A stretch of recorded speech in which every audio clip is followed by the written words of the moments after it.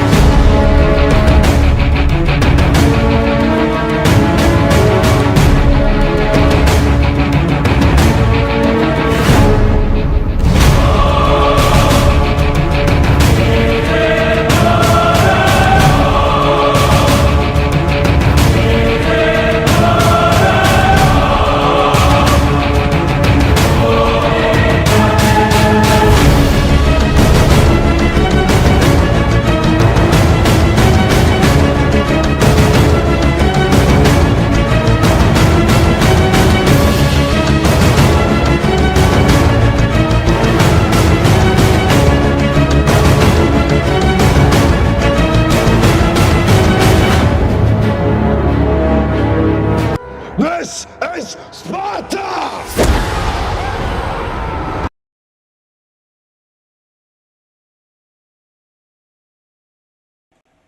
What is going on, everybody? We're back at it with another stream, another episode. So, if you're watching this right now live, let me say here a hey yeah tonight. If it's the first time coming in the show, please hit the like, share, and subscribe. So, before we get into it, I wanted to know, everybody, how is your week going? I wonder. Hopefully, your week is going better than mine. I'll be honest with you guys that it's been a rough, long week already. But I have something right here that came in the mail. So, does anybody know what these are? I want to hear it in the chat, see if you guys do know. I'll give you guys a quick second and tell me if you guys know what this is. Okay, so I'm not gonna wait a second. I'm gonna tell you now. These are the Comic Con tickets for Saturday that me and Paul are going. So they are finally came in. So I am so excited to go to it. First time me and Paul will be going together, and it's very exciting. I'm very happy about that. Because it's gonna be a very good. It's partially business and pleasure. Business because of the channel, I want to try to get as many people on the gray area or on this topic or on Saturday's show. So I am looking forward to getting people on this. I'm very excited about this. But let's get into the topic really fast. So the topic tonight is, did you have a childhood? That is the question I was asked.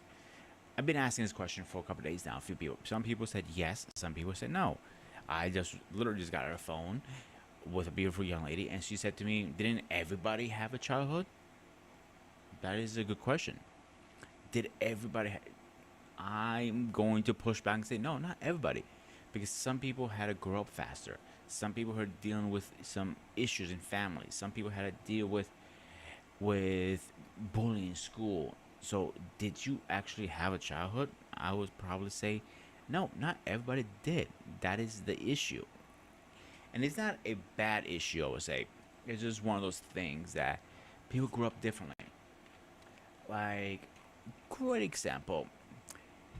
Hey, Mariana, what's going on tonight? So, the one question I asked today at work, actually. I was doing dinner line. I'm serving. And I like playing a little music in the background. I have a software trying to keep it nice and clean. I work with elderly people, so I don't want like the F-bomb coming out or something like that. So, Who remembers that never-ending story? The soundtrack of that came on, and I was like, oh. And I looked over the guys like, you guys probably know what this is. And we looked at each other like, what? It's from, San Andreas? What? Grand Theft Auto? Like, no. This is a never-ending story. One of the best movies, in my opinion, from a kid. But people were like shaking their heads. Like, these kids are so, and I know it's a different generation. I can't say these kids, but I feel like most people just shove their heads in a tablet or a phone, and that's all they care about. Or playing PlayStation or Xbox. And by the way, PlayStation is better than Xbox. Just saying, I just gotta say that. So, there you go. Hit the wrong button. But by saying all that is, did you have a childhood? What is your What is your most valued childhood memory? Let's try that.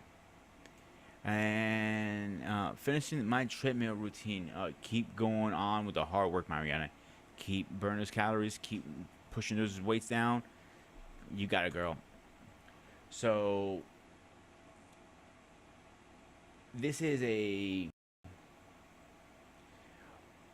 weird topic tonight because it could go either way. It could explore of how people are different, explore people their backgrounds, how they are. It could be impacted. Someone could be memorable. Someone could be difficult to talk about, to share your memories. The different cultures, that's definitely number one. The different culture is a huge difference. Like growing up myself in Greece is different than growing up here. Completely two different ballparks.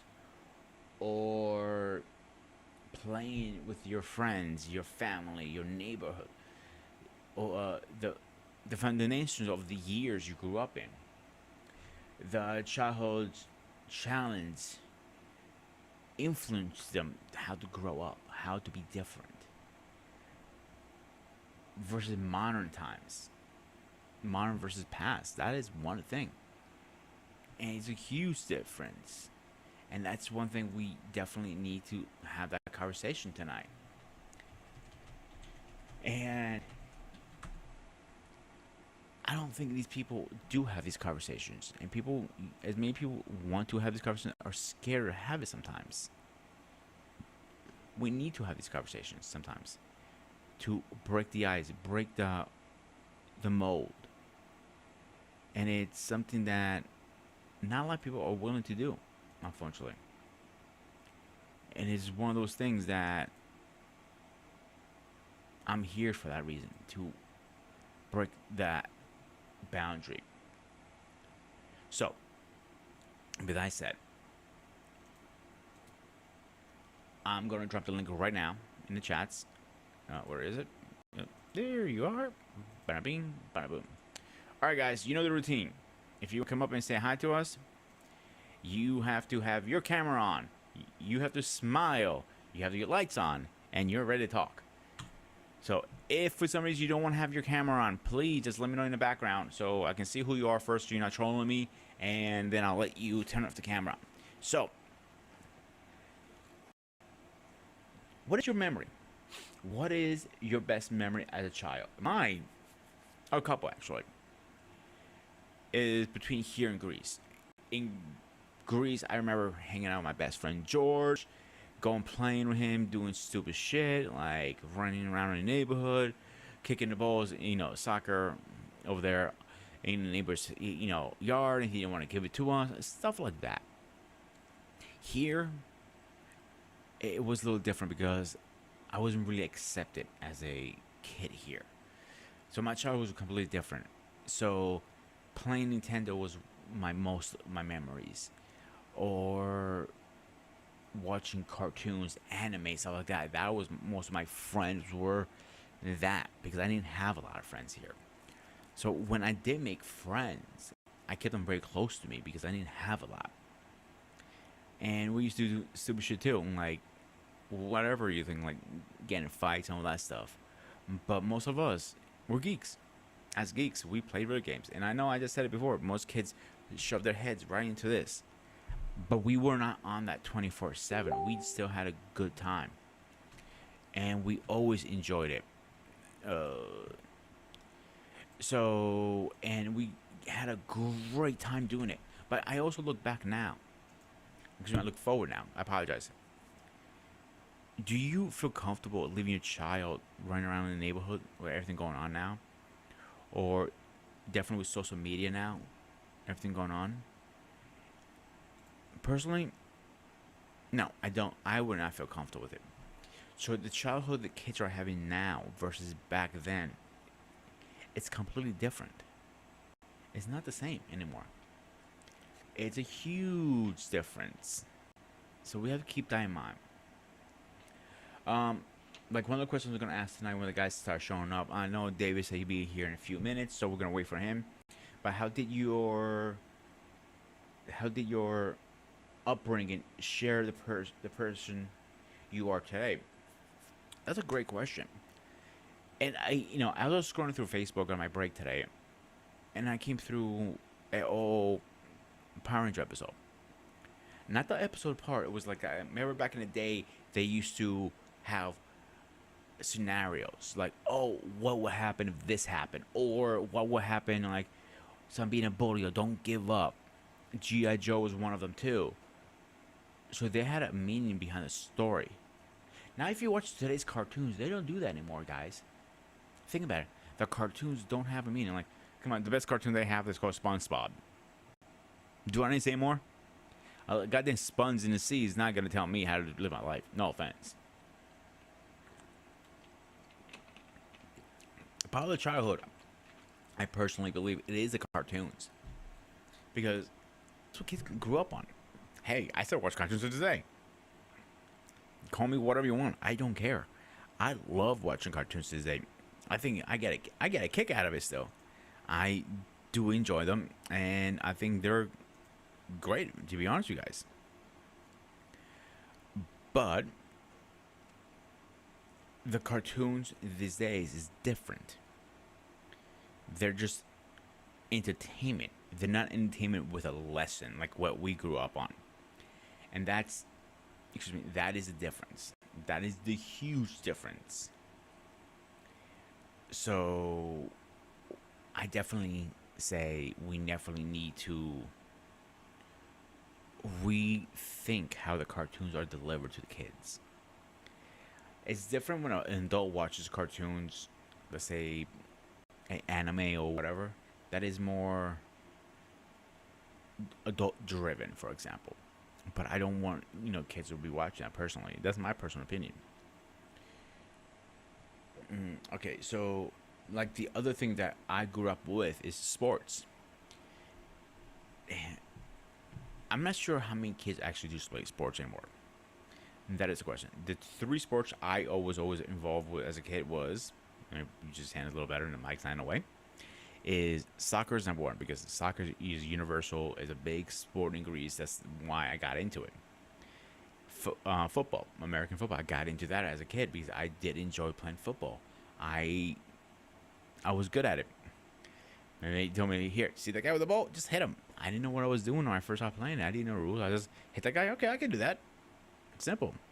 And what crap made me the man I am today, I keep saying that, is my martial arts. My martial arts definitely made me the man I am today. And it just made a big difference to me. So I would always go back to that. But all of them taught me lessons that made me the man I am today. Like martial arts self-defense. Football, martial arts, and soccer discipline. Make sure you show up. Make sure you practice. Make sure you put your all on the field. Teamwork. Football and soccer taught me teamwork. Martial arts is not a team sport. It's more an independent sport. But you do work with people. But the teamwork I got out of football and football and soccer. My brain just froze there for a minute. So it was very, very, very important. we need sports in our lives, I believe. Because if we don't have sports, we're not teaching the basic stuff, teamwork, social work, excuse me, socializing correctly, not this Facebook shit, or how to talk to each other. That is very important. Hard work, losing, winning. I'm not a big fan. Call me old school, call me weird, call me whatever you want. But I'm not a huge fan of the team or the player, whoever loses the kid, and you give him still a trophy, a participation trophy, whatever it's called. I'm not a huge fan of that. I never have been, and I don't know why people do that now these days. I never understood that. If you lost, you lost. You win, you win. But you can tell me, Spartan, Ghost Spotter, Grooming, whatever you want to call me, Pete, Greeking.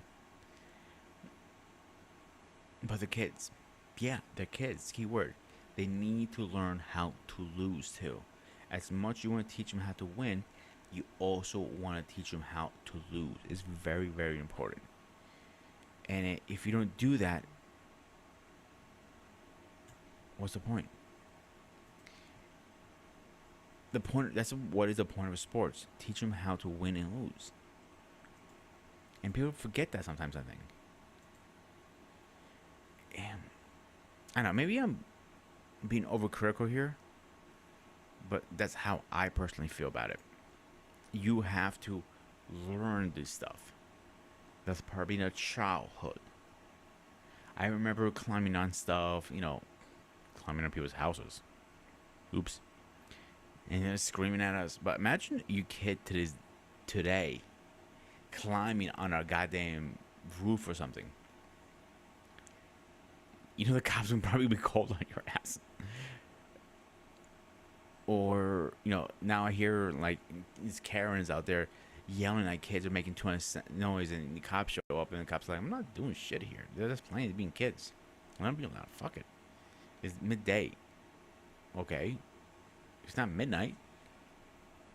The rule my parents always had is I can be out as late as I wanted to, but when they tell me to come home, I had to come home, no matter what.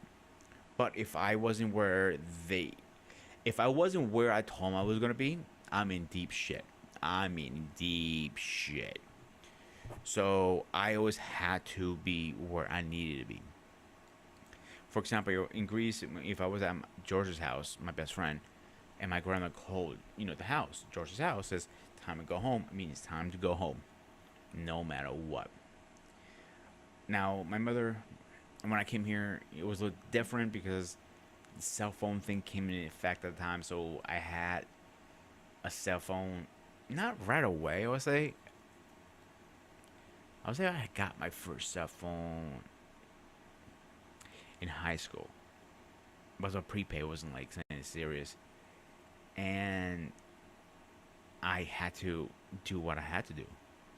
Meaning, my parents told me, you go to school, you do this, you do that, everything was fine, you have your cell phone, but when we call you, you better answer your fucking phone. It doesn't matter what you were doing. And I always answered. That's one thing I always answered. And this is way before freaking iPhones. The coolest thing back then was Nextels. That little walkie-talkie. And by the way, you guys who didn't live through the walkie-talkie fades generation, I'm gonna tell you one fucking thing right now. Just listen to me. Come a little closer and listen very carefully. That twerp, usually hear in your sleep. And if you're in a car driving and you're blasting the music, you're panicking. You're having literally panic attacks, nightmares, thinking that twerp thing went off. You're like, what? Oh, it was nothing. It's my imagination. And that's how serious the Nextel was. Nextel was the shit in the early 2000s. I am not fucking kidding you. If you don't believe me, go look at Nextel. They tell you the drama and the trauma of that crap. But it was cool because it was like a walkie-talkie and everybody had fun with it. I remember when I got my not my first, my second one, was it? Yeah, my second one. My dad wanted one too because all his buddy taxi drivers used to use that. And it was a little alert button you can hit and see if somebody was free. And I used to hit that button alert just to piss him off every time. All right, let's see what Mariano says really fast. So, playing and hanging out with my cousins and my siblings, like jumping rope, hiking, and going seeing. Yeah, going seeking, hide and seek. Excuse me. Playing video games, watching cartoons. I still watch cartoons at this day, and I do too, Mariana. And I know me and you have talked about it. We usually watch the old school, the '90s stuff. I still think to this day, maybe call me old, maybe call me whatever. I feel like the '90s was the best generation of cartoons. To be honest with you guys, I really feel that was the great generation of cartoons. No matter what, you can sit there and watch whatever else you want. But I am a big believer that it was the best generation of cartoons, no matter what. I don't care how you cut the apple, 5, 6, 10 different ways. I still feel that was the generation to beat. To the point they're bringing a lot of the old school cartoons back now, like a remake kind of thing.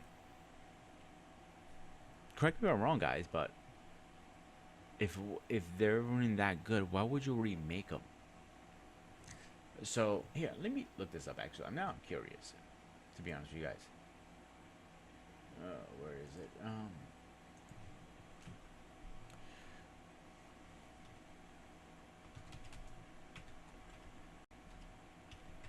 Come on, type.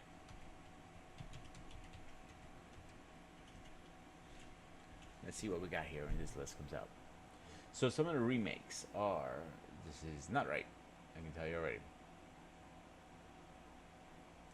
Okay, reboots. Here we go. Best reboots. DuckTales been rebooted. Thundercats has been rebooted too many times. Voltron, Scooby Doo. That's been going back and forth so many years. Little Pony, Sonic the Hedgehog, Danger Mouse. I am not 100% sure. Ninja Turtles. I definitely know that's been rebooted way too many times. I've been hearing rumors Mighty Mouse might be coming back too, but that's a different story. Let me see this list. He-Man, I know it's been rebooted 3 times. Well, here's the thing. The second one is not a reboot; it's a continuation of the story or the original story into the just update graphics and stuff like that. Looney Tunes being rebooted, I know that for sure. Astro Boy's been rebooted or remade, or whatever you want to call it.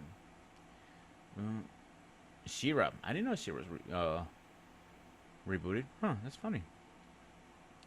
That's all I can see on this website. Let me check another one. Let's see what we got here.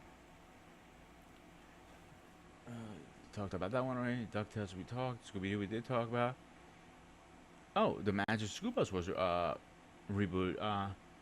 Right again and back in 2017. Oh, interesting. Samurai Jack has been going off and on for years, so I don't really count that. And hello, Alicia. What is going on? But that gives you a good example why our generation cartoons were the best, in my personal opinion. Again, that is a personal opinion. I'm not saying it is true. I'm not saying it's fact. This is how I personally feel. Is ours has been the best generation. Again, fight me if you want. I'll be happy about it. I'm happy to have the argument about that. It just a lot of different stuff has happened over the years that I think these kids' childhood are going to be completely different than were before. And I think it's going to be a challenge, a big challenge for them. So, hang on a second.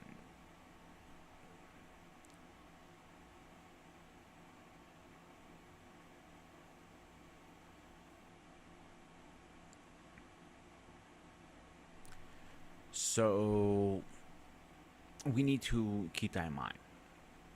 Like riding bikes is not a thing anymore as much. They do ride bikes, but not as much as you think they do. Here's a good one actually. Man, when I was growing up, going to the skate park was the coolest thing, and the arcade. Let's talk about the skate park for a second.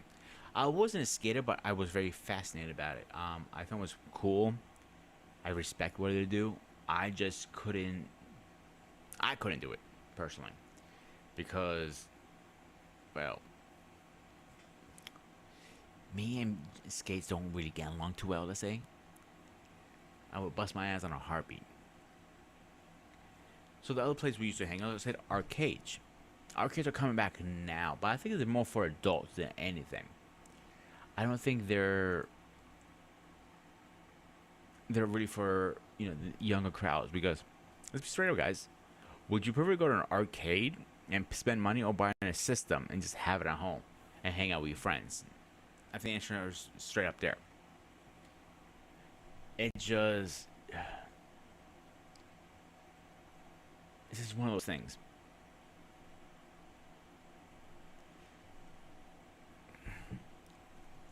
I think these kids are gonna have a challenge growing up because they've been through a lot. Let's be honest here. They've been through COVID. They've been through trauma. Some people they're getting bullied. They have the online stuff, and we need to change that mentality. And that is an issue right now. How can we change the mentality? I think it's going to be very, very hard to change that mentality. Now, damn headphones don't want to cooperate with me tonight. It's going to take a learned journey. A very long journey to change that. And I think we need to focus on that.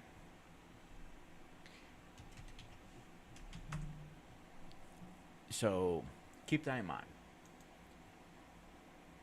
When you're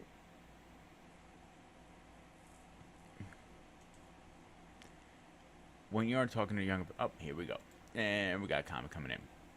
It was the best back then. Today world, my teen son comes in at home and goes right on his phone/tablet because that's where all his friends are. They're on FaceTime, Snapchat, TikTok, and Instagram. See, I have an issue with a couple of these things here.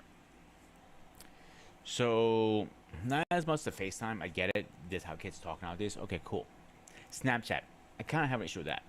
Because kids with Snapchat can literally send a snap or chat or whatever they call it.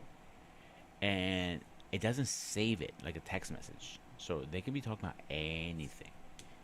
Appropriate, non-appropriate, whatever. So I'm not a fan of that app at all. Now, TikTok. TikTok is a platform like this. I don't have a problem with the platform. The problem I do have with it is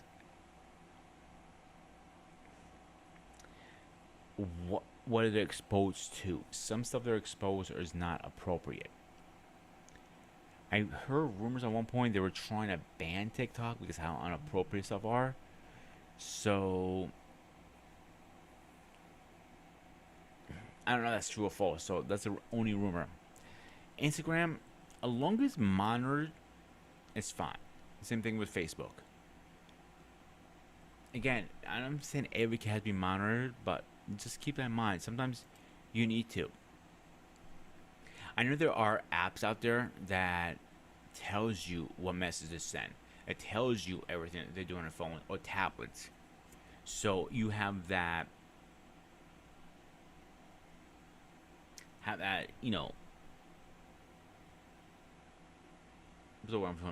control. And you need to have control of them. I know you say, hey, Pete, they need their privacy. Yeah, but too much privacy sometimes is too much. Again, I'm not saying walk in a room, give them their privacy, but keep an eye on them. So her reply was, I agree, but it's what all their friends are doing. I monitor it all. but you can only monitor so much. Again, TikTok. Let me ask you a question, Alicia. Do you have an app that alerts you every time he sends a chat or a message, so you see what he's saying? That's curiosity now. I'm really curious. I'll give you a few minutes to answer that, and I'll move on to you answer that. What was I saying? I was running thought. Thanks, Lisa. I hate when that fucking happens. You need to be very engaged with your kids these days, because a lot of things happen, and you don't know what happens till it's too late. And I don't want anybody to be to the point like it's too late. You need to catch it before it is a problem. So, how often do you check? Let's get this guy in here because he's been itching, and he's running like always. And of course, I'm talking about the man himself, Black David. What's up, my man?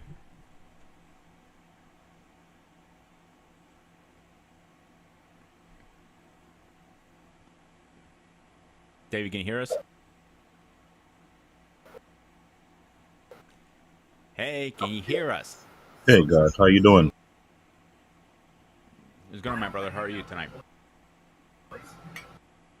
I'm trying to make sure there was no glitching going on my end. So Hold on I a see second. glitching only on your feed, but your volume, your talking stuff is fine right now.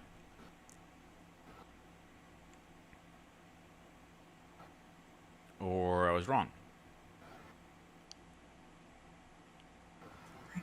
Yeah, you're glitching pretty bad, dude.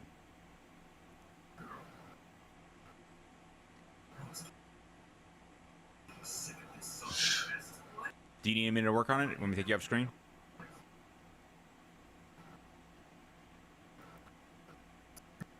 All right. In the meantime, let me read it. Yeah, you're glitching really bad. Worse than the other night, bro. All right, I have Ridiculous. Alicia's comments was I have set up all the accounts. I have all the accounts information and passwords. But my question again, Alicia, how do you know he's not doing something behind your back? How can you prevent that? By the time he's It pissed me off.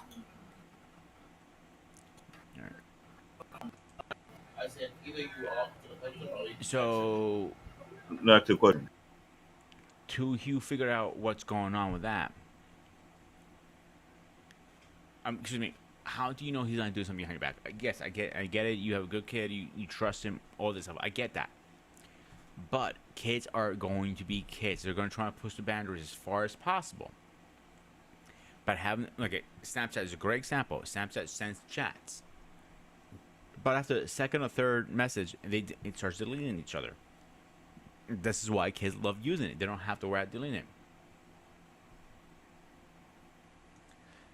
And that's the problem, Marianne. Alicia, excuse me. Alicia, that is the problem because you're saying you can only monitor it so much. But there are apps that you will get, alerts every time you send something. Like if I send a message now, it will give you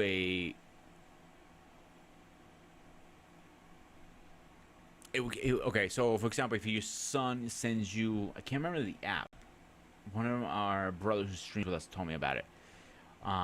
So when you send the app out, excuse me, the message, that app is supposed to be on both phones, obviously. And I assume you have to put your password on his phone to work it.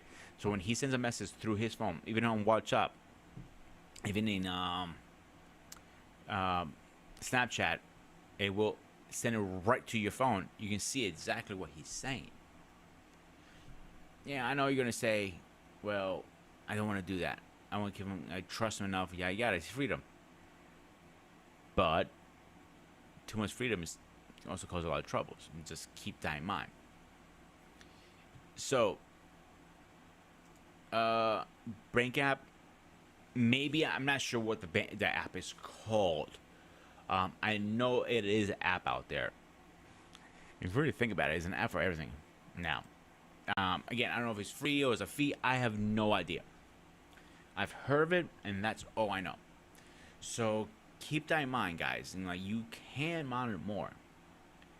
But let me ask you a question, Alicia, because you're the only one on right now who does have a kid. Is does your son go out, ride his bike with his friends, with the kids in the neighborhood? Does he play soccer? Does he kick the ball? Whatever. So, guys, remember the link is in the chat. If you guys like to join us, you know the rules: camera up, smiles on, lights on, ready to talk. If you guys want me to repost it again, I can. If there's any issues, please let me know. But you're saying your son is doing all this stuff, and that's great. But how much of this stuff is he doing? How much of how far can you trust him? Better question is. Again, I met your son several times, and he seems like a good kid. But again, how far how far he's willing to push his luck? How far? How far are you willing to trust him with that? And that is a rough one to say because it is hard to trust sometimes. And sometimes it is an issue to trust somebody.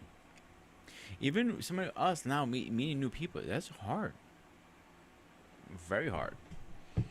So are you willing to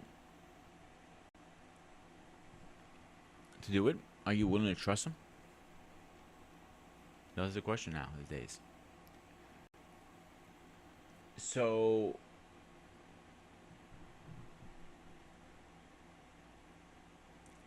here is another question for everybody. A stable family or a stable household, does that make a difference? How the kid grows up and his health, his mental health. And another comment we got coming in is he has done things behind my back and I had no control over it. We need to have a conversation later, I guess, because I don't think that's something you want to put out there. And if you feel comfortable enough, that's fine. If you don't, it's cool. So a stable family, I think it has a lot to deal with it. Because I don't want to say. Oh, hang on one second, guys.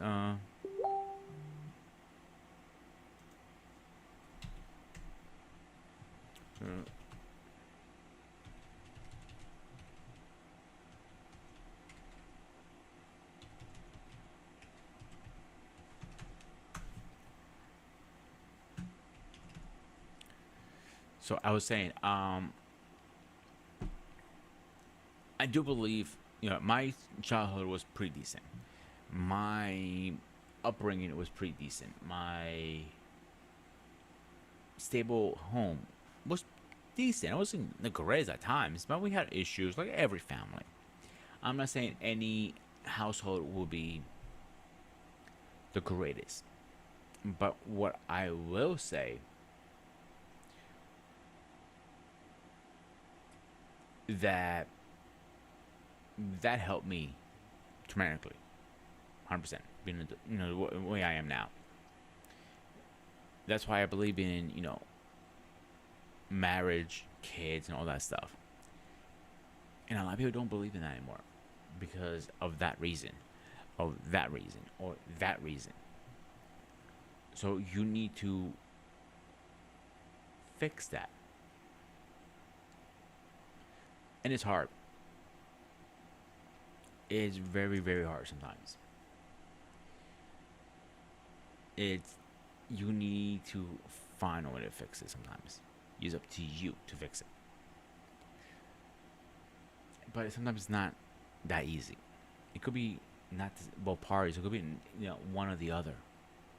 And you do the best you can. Because sometimes if the man doesn't want to be a part of the life, or the woman can't control people, you can't force people to be in people's lives. Unfortunately, it is what it is. One of those things. Okay, where are we?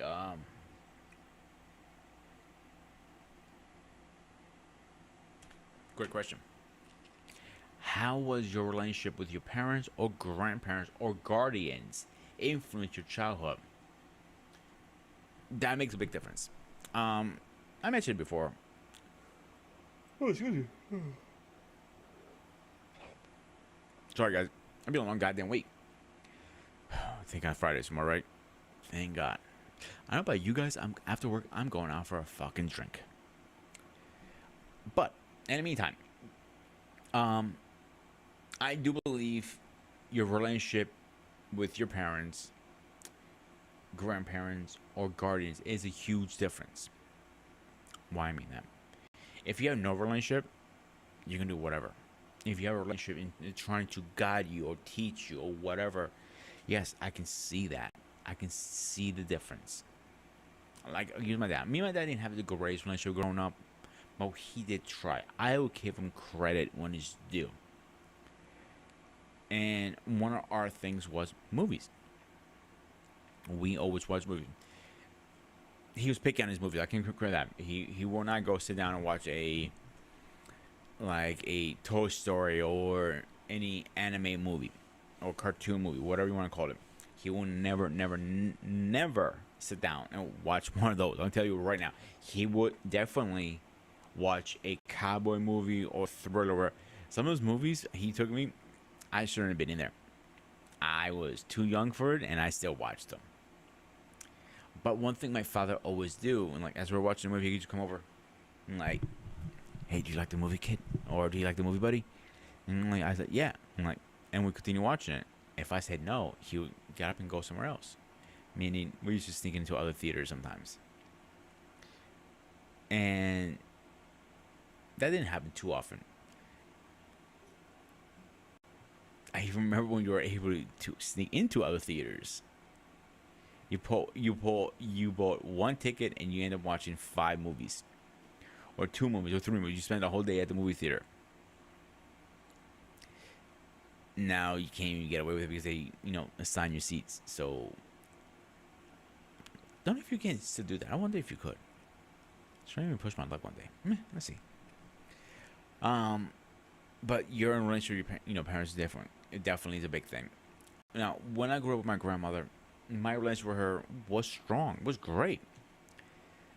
But she didn't understand the technology. She didn't understand why I did certain things.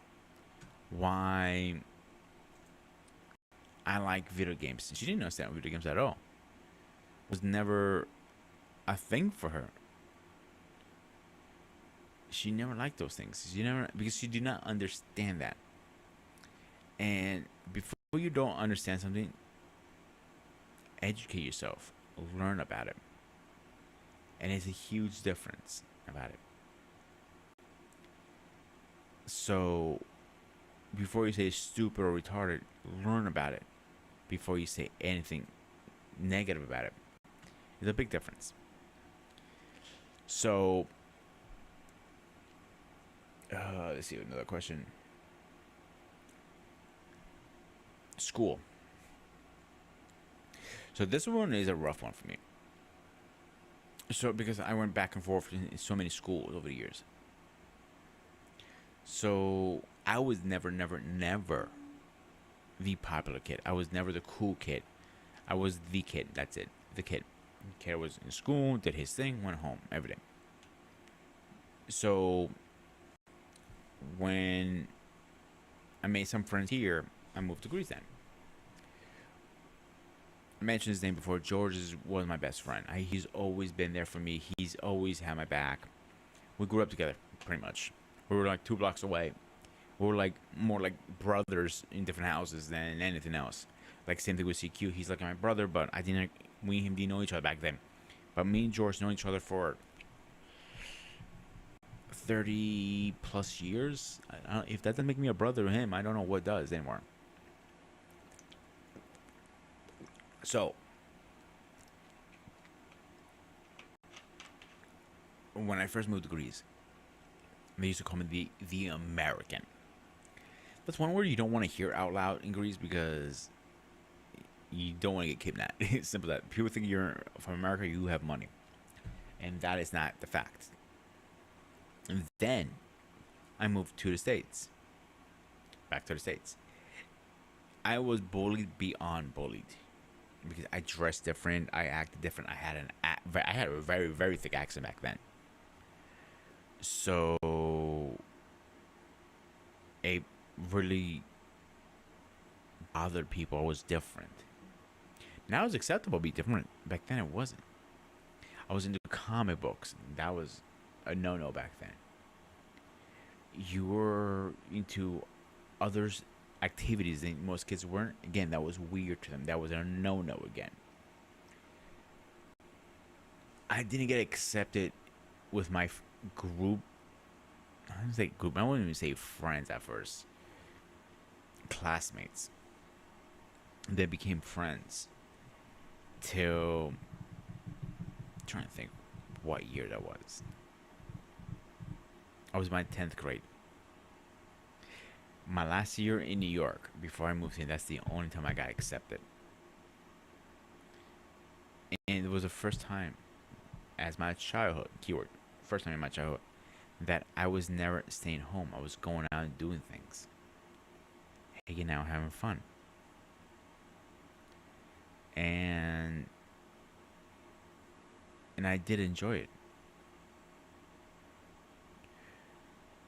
But again, I was short-lived. Then we moved to PA. PA was different for me because I was so used to New York life, taking the bus, the train, or whatever the case is, and hanging out with people. Here, at least in my area, I was in the Pocono area at the time. I'm in Strasbourg now. I was in the Pocono area back then. You needed a car. And the only time people want to hang out with me because I had a car. And I caught on that really fast. Like, yeah, not happening. So, again, it was a different time. And I realized I was different. And I was okay with that. I liked it. If I wasn't different, I wouldn't be doing what I'm doing now. Just keep that in mind, guys. Different is always a good thing.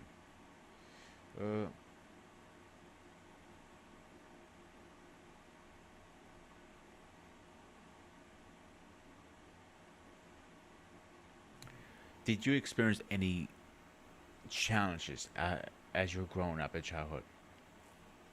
Yes, I did. I was a foreign kid.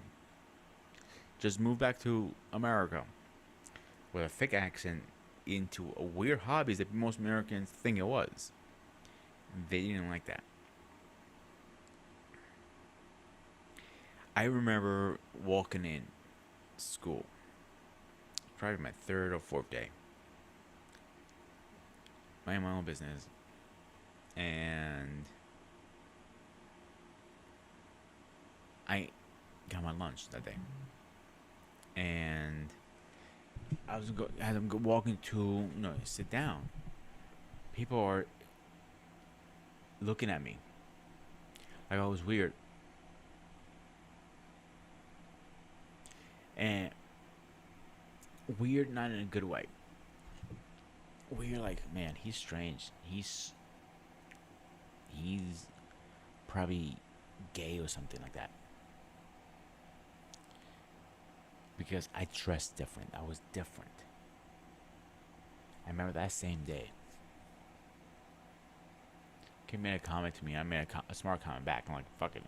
Whatever he can do. He can't do anything. He plowed my head through that table and busted me open. I didn't see it coming. I would have defended myself. But he was behind. He got up and he laughed. Like, didn't think anything of it. Because I also believe, at least back then believed, we're protected in school. Nobody was going to do anything like that. When I grew up in Greece, at the time, nobody fought in school. In Greece, at least.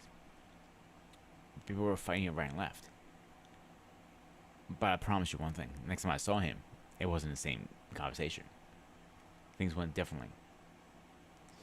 So, what bothered me about that situation was, back then at least, because I was dressed differently.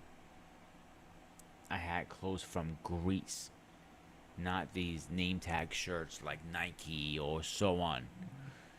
And it was, I was different. Then nobody could have accepted that. And that was the issue people had.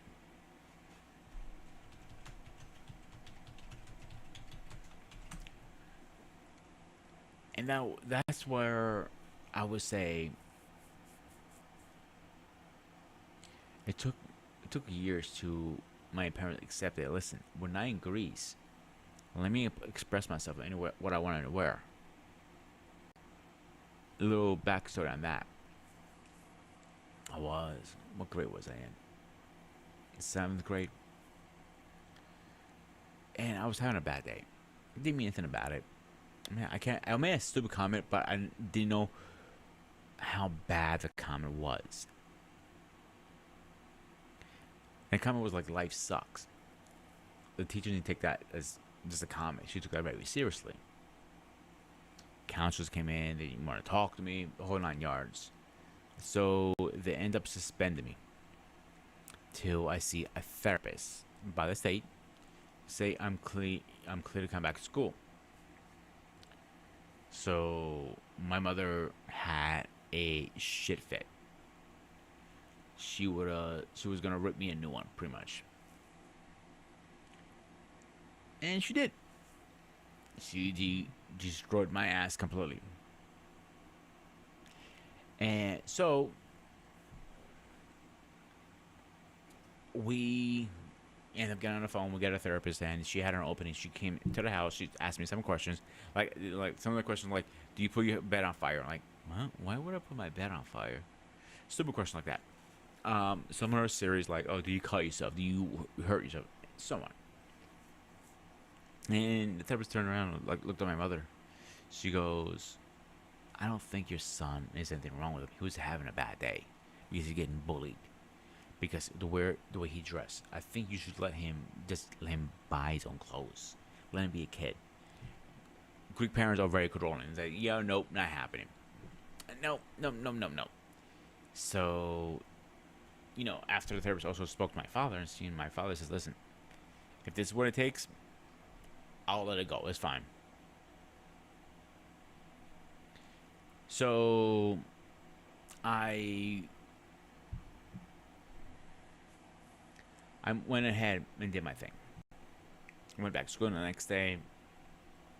They realized nothing. No, the only thing they said, because of the seriously of the comment, at the time, again, I'm not sure what it is now. At the time, I had to have a couple therapy sessions and so on.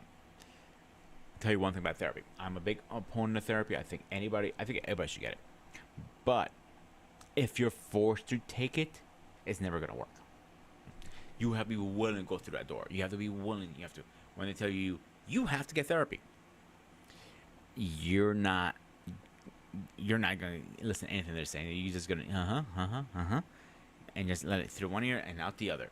For years and years, I said I thought it was bogus, but I realized it's not.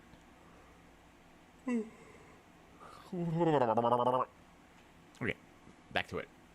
So I think me getting forced to it pushed me back and pushed me back. So eventually, when I got older, like the last couple of years, I took therapy, and this is the first time in my whole life I was happy to take therapy. I wanted to. So, all right, let's see who we got this time. All right, let's see if he fixes his problems. All right, David. Can you hear me, first of all?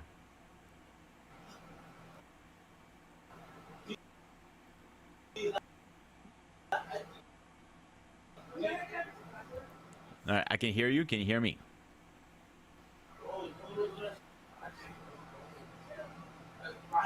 A little bit. Can you hear You don't glitch me? right now. Please.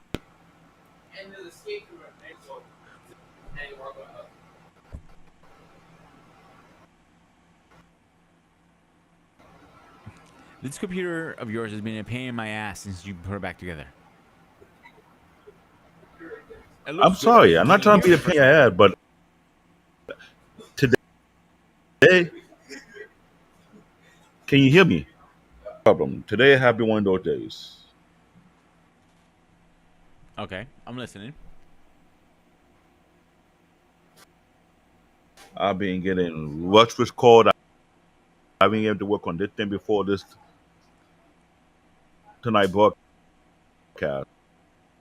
But other than that, I gotta deal with the phone. So I can cut down the bills. Other than that, Your son is how's thirsty everybody enough doing? again, or your grandson? All right, we're good, brother.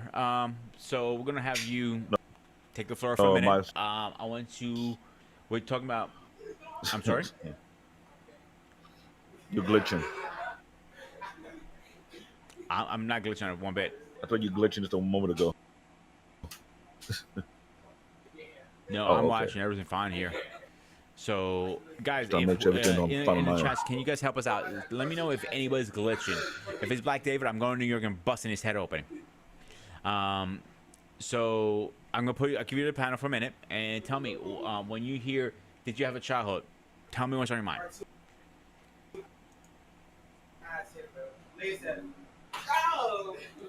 I'm trying to make sure I don't glitch in because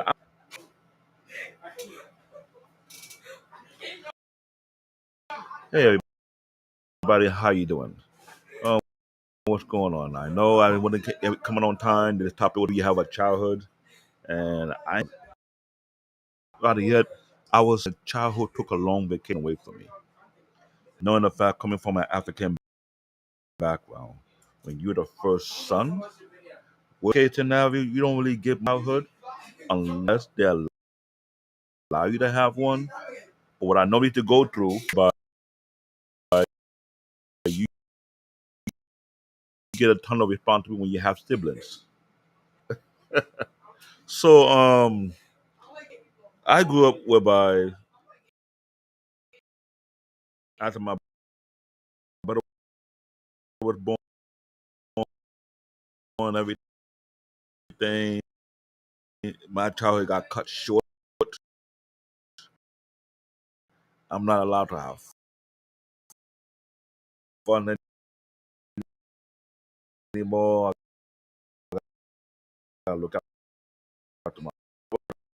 I'm the big man in the house. Act one, this, etc., etc. The household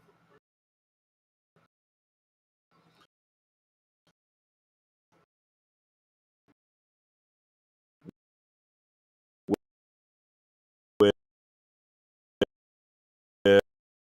I can clean the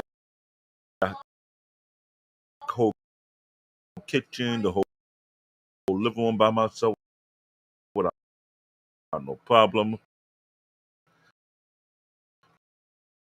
By the time I turn 9, I could clean the whole kitchen, living room, the bathroom, and cook.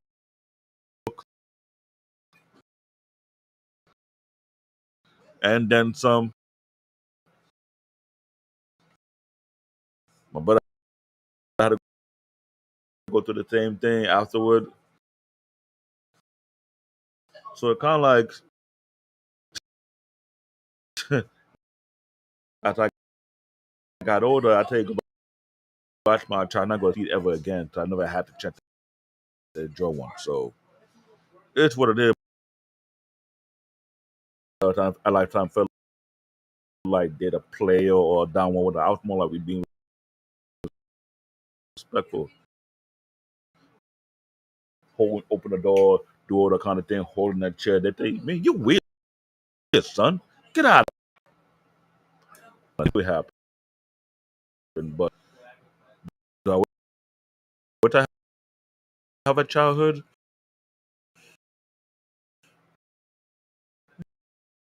Eh, to be honest, I really don't know. To be honest with you, though, I really don't.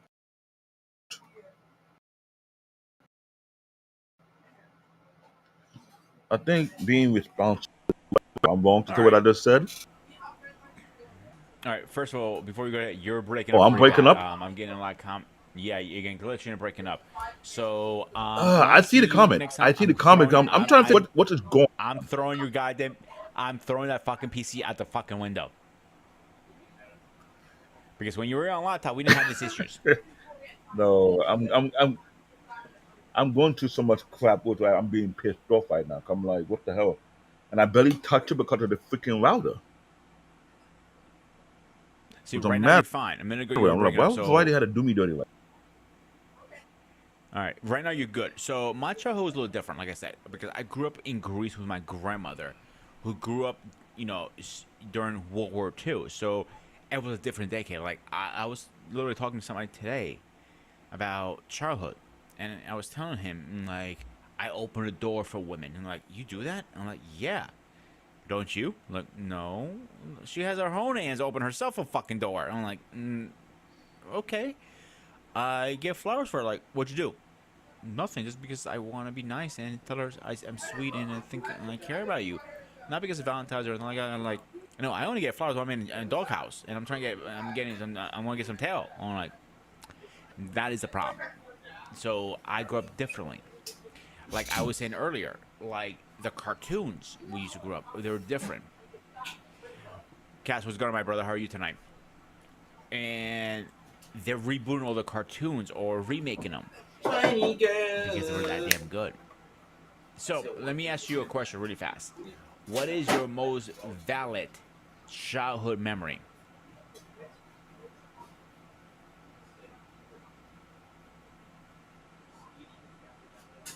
Valid Oh, childhood memory. yeah. That's a hard one, isn't it? you, tell, you mean valid? I'm talking about if it's a good thing memory or a bad memory. Yeah, Which good one are you thing. referring to? Good. Like a good memory. Let me rephrase the question. What is your most favorite memory or best memory? All I can think of in pre-K, it was a birthday party. I don't know why they put me in the suit whatsoever. It was weird back in the day, but I was breakdancing and I would do the spinner really like a pro. I was feeling myself. I was like, yeah, anybody could do what I could do. Wait. That's the You only thing I can breakdance? think of, to be honest. You breakdance? What you trying to say?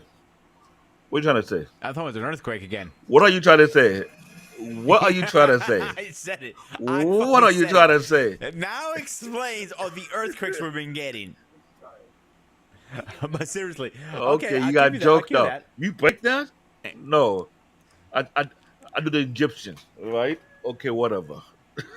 Oh, I can see you doing that. I can see you doing the Egyptian, actually. I can see you doing the Macarena, too.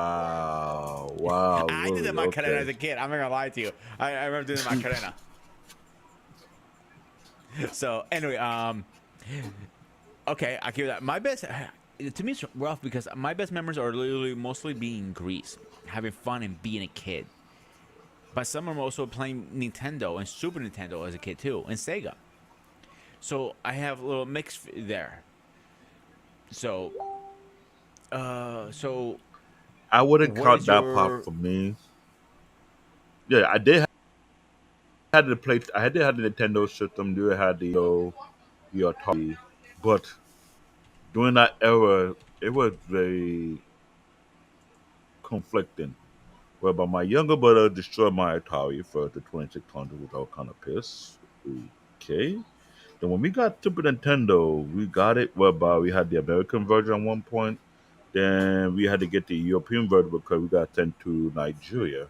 I remember one time both of the systems got stolen by a neighbor who were trying to sell it. I was very pissed. Then when we came back out here, we had a Super Nintendo, and our younger sister wanted to join in because we didn't want to let her play because she don't know how to play Street Fighter. So we put her to the boot camp, and every time we whoop her behind, she start crying to mom and dad. Oh, David's not being nice to me. He bullied me in the game. Kind of thing. I was like, really, really. But somehow she got good in Street Fighter because I bully her, and she could beat all my male friends. Hmm. Explain that to me. I'm always a bad guy for something, but whatever I do turn out good, I don't get no compliment for it. My childhood have been labeled at the black sheep for a lot of things, but a lot of things I do and I turn to be good afterward, but I don't get the compliment for it afterward. And I get What's that up with that? because as a kid, a lot of parents expect you to just do the right thing. But how we gonna know is the right thing? You don't teach us. That's my thing always. So as you, Yeah, I was watching on the other the 2 day broadcast they had, and it was, whoo I felt, shit, I felt way too triggered. And I'm sure you watched it too, feeling triggered to yourself at one point about parenting and do you own your parent or your parent own that kind of conversation. When I say I was trigger, I was like, I was in the chat room like, whoo, boss man is speaking my tune. Boss man is preaching the gospel. I was like, yeah, exactly how I felt. Like, what the hell? But in reality, I do know being a and parent, I had to learn one thing. Too many parents don't know how to be accountable when they do wrong. Too many of them feel like they're always perfect, they could never do wrong. No, I'm not perfect. I'm the most untypical parent out there. I'm not perfect. If I'm wrong, I'm wrong. And I would admit I'm wrong. I would tell my son and my daughter, I'm sorry if I'm wrong. If you show me what I'm wrong at, I will apologize. And I will admit it. My mom and dad, well, we can never do wrong. Last I checked, you ain't Jesus. Really? And me being the nerdy one, oh, you know how many times I had those receipts? The receipt I had to put in a file cabinet. My mom, remember you I said used X, to Y, drive this, and my this? dad crazy. I used to drive my dad crazy because everything I always wanted, like tech wise, a computer, a DVD player, a Blu-ray, a PlayStation, it was expensive shit. And he goes Oh, like, I that can't part. afford your goddamn habits. Let me put it this. Somehow my dad able to get the Nintendo for us or the Atari. Yeah, but I wanted to have a chemistry set, a physical set. I was the nerdy one. You don't need that. What do you need that for? Okay. My mom had her own her. I would have learned coding. What do you know about it? You too stupid to know this. I'm like, oh, really? Here the kid that they call Wow, really, stupid, this right? this kind of fucked up. 9 years old. I'm the stupid kid that not only set up the TV, the VHS, and the stereo system that the adult mind could not comprehend how to put it together. Not even my mom. I'm already working like a pro whereby I make sure you get surround sound not only through the TV, but also from the stereo system.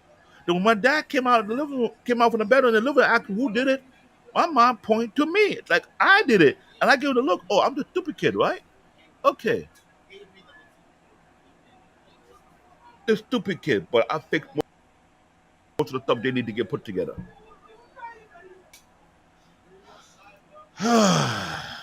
Boy, this topic, you get me triggered right now.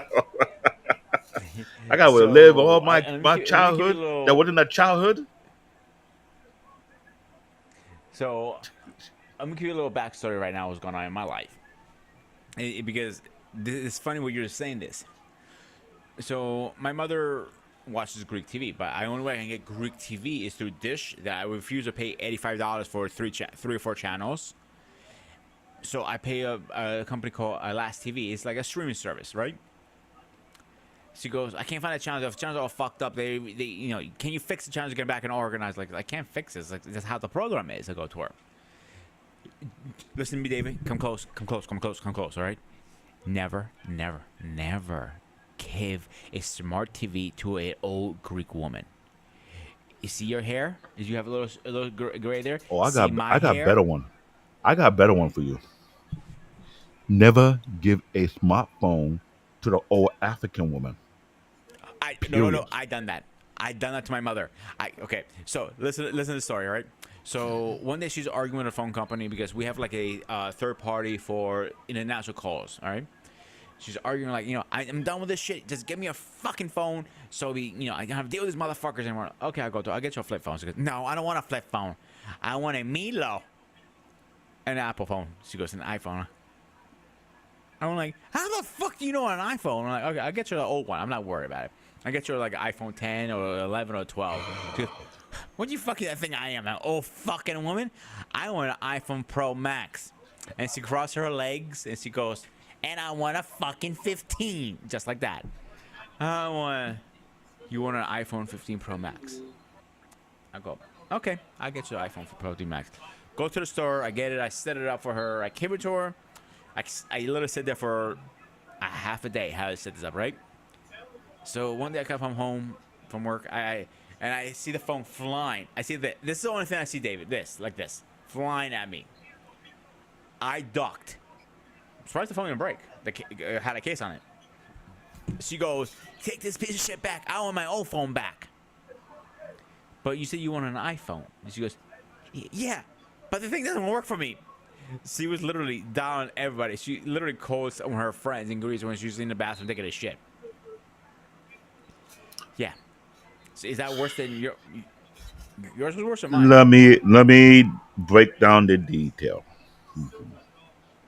Before my mom passed away, Mm-hmm. she knew of all the kids. I'm the tech guy, which means I understand tech more than my idiotic military brothers of mine, my two idiotic, stuck up, full of shit sister of mines. Yes, I said it. And she asked me a question. Now, what kind of phone should I get? Should I get a Samsung phone? Or should I get an iPhone? I asked my mom this simple question. What do you need a phone for? What do you need to use it for? Because my brother and my today have my train of thought. Because when I ask you a question what you need it for, based on what you need it for, I can tell what is best for you to use. I'm not gonna give you no overpriced high tech gadget that in less than 3 or 4 seconds you're trying to give me gray hair quicker than you had your own. No, thank you. So when I was trying to ask my mom these questions, right? He had a sister, the firstborn of the sister. I'm the firstborn. And my brother the secondborn, and my father like, what you gotta act? Oh, take you. You don't know shit like I do. So don't even go there. This is not your territory. This is not your lane. Stay out of it. I explained to my mom right off the bat. You don't need a high end, high tech phone. You need a mid range phone. So based on what you give me a list of what you need to use it for, yeah. And I'll tell you why I said what I said. You need a mid range phone with a huge capacity so you can take a lot of pictures like you want to take. The spec is not high, but it's easier to use. It's not throwing you all over the place, but you won't get confused how to use it. And I give us a certain list of phones that it will be it's very affordable. Now my dumbass sister talking about, oh, let her get a high end phone like high end phone. You know what you sound like? You sound like the people who say, oh, I need a BlackBerry, but you got no damn corporate job, no business. Like, really? Really? You know what we do I back had in a our tech BlackBerry, room? so I can talk. We make fun of you, all you dumbass people. Talk about, oh, I got a BlackBerry, but you only use about 20% of the freaking phone, dumbass. Sheesh. So yeah, I had to tell my mom, you don't need a freaking high-end phone, period, because I know you. When you call these, I don't want to say idiots in front of her, they will tell you, what do I ask David? He the tech guy. Of course, I'm the tech guy. And you the dumbass. You to go for another piece of flesh that which I'd never seen. Yes, I'm going in. Great problem. So this what I get for being the oldest child to my father's side. I did keyword I didn't say father. I'm not gonna tell you otherwise. I didn't say my mother, but my father's side. Dealing with a bunch of siblings who think they're smarter than you, but they're actually dumber than you by Hmm. far.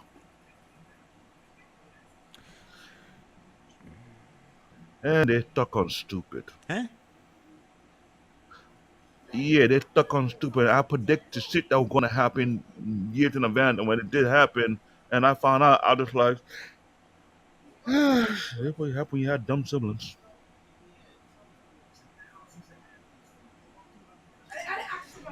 It's what it is. So, That's my childhood. I like to avoid situations, but I'm always one who has to clean up people's mess. And that's the comment. Do you know how annoying it is when you become the janitor for everybody else? When you warn them not to do this, and then, it's no big deal, no big deal. It is a big deal. so about how many years was it ago? I'm gonna say maybe 12, 12 years. Yeah, around 12 years ago, I would say maybe a little more. My father needed a new phone, so for Christmas I bought him a phone. My cousin and me were, having Thanksgiving, and I gave him an early because he needed it. My cousin turned around and was like, "You should have got him a fucking smartphone." I'm like, "Dude, I can't fucking afford that right now. My pay grade now and there was two different things." And I looked at him like, "Dude, that's kind of fucked up. You said that, and you asked me, can I afford that?" So a year after that, I got him the Samsung he wanted. Oh god, that was the worst fucking mistake in the world. Like, when he finally masters his Samsung after all these years, he goes to me, "I want an iPhone now." Oh crap! Why do you want an iPhone, father? He goes to me, "I can FaceTime people." I'm like, "Oh great." So, so he FaceTimes me one day, right? He had the camera, literally, I'm not joking, in his ear like this, just like this. And I'm trying to tell him the whole time, "Get the fucking phone out of your ear. I don't want to hear your hair. I don't want to see your hairy ears." He goes, "Oh, there you are. I didn't know you can't do this." I looked at him like, "Didn't you just tell me this is why you want an iPhone?" I'm like, "Yeah, I forgot about it already." But you know what's the best part about that story right now? You know what he just asked me the other day he wants now? What do you think he wants right now? Samsung. Nope. An Apple Watch. Yes. An Apple Watch. Why the fuck do you need an Apple Watch for? To tell time he went to meet. Yep. To tell time. Wait. Time out. Hold on. Time out. That just went over my head. I need to take the food down my throat. I'm almost choking. I'm almost gag on it. You tell me he want the Apple Watch just to tell time only. Pretty Didn't hear much. him. Yes. Your Honor, hold on. I'm trying to plead a case to the plaintiff. Are you telling me? Yes, your dad said, and I quote, Mm-hmm. "I want an Apple Watch just to tell time." That's it. Yep. That's it. Yep. And you did it. No, I fucking did it. This conversation happened You last did it. night. No, I did not.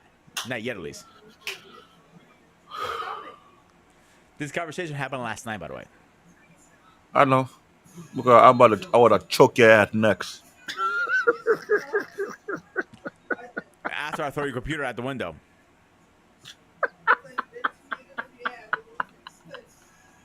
Because what? I'm sorry. That let my mom and dad tell me that bullshit. You see me. You see the eyes so white, my skin gets so dark. I start to blend into the shadow. You're like, oh shit, he became the shadow. I give you that look like nigga, neglect. You want to retract that request right now? Something about to happen, and not gonna be very very good. I'm sorry. So, go ahead. My father doesn't think usually really well. I remember when he actually needed a GPS for his job because they're, New York cities change around all the time, right? And so he wanted a GPS. It took him 3 years to learn how to use that fucking thing. A TomTom, by the way, too. One of the easier ones. A TomTom. TomTom was The probably one of Emirates the know easiest is ones. school for older people how to do a proper introduction to tech so it can leave us the freedom of having our brain cell intact. If you know any school that you can get the elder people, shove them right there and there when you can key them in to understand tech so they don't drive their older adult kid Hold on, back. David. Before we go to that, I have a question for you because this goes, what we're talking about right now a little bit. Do you think kids today have it worse or better versus our generation? In your case, 1800s because you're a little older than me. I'm not paying, so don't put me there. Okay, you're listen. You're next in line. I'm not next in line because before me it's Paul Bennett. What Oh, the? I'm going to tell him you said that. Hey,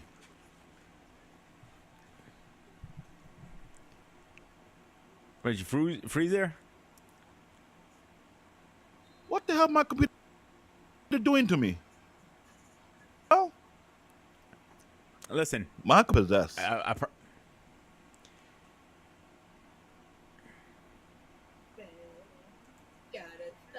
And my PT trying to boss man. Man, boss man was preaching on Tuesday. We oh, were he got preaching some the good gospel. shows. I I can was like, oh dude. my I god. actually I had a really Hold on, interesting what's going on with my interested and good headset? conversation with him. Hang on, an interesting conversation with him on Sunday, and then after the show ended it, and it was actually I got hats off to him. The more I'm talking, the more I'm liking the guy. But the question I have for you, to Bob, keeps saying like, seriously, who has it better, worse or better? Our generation, this generation, They got it any easy. generation? No, the Okay. kid of today's generation got it super easy. Let me tell you why. Ladies and gentlemen, of those who remember the good old days when we didn't have no computer, right? We got these type of annoying freaking ass homework. Then you had to go to the freaking library and get those huge ass book called the encyclopedia.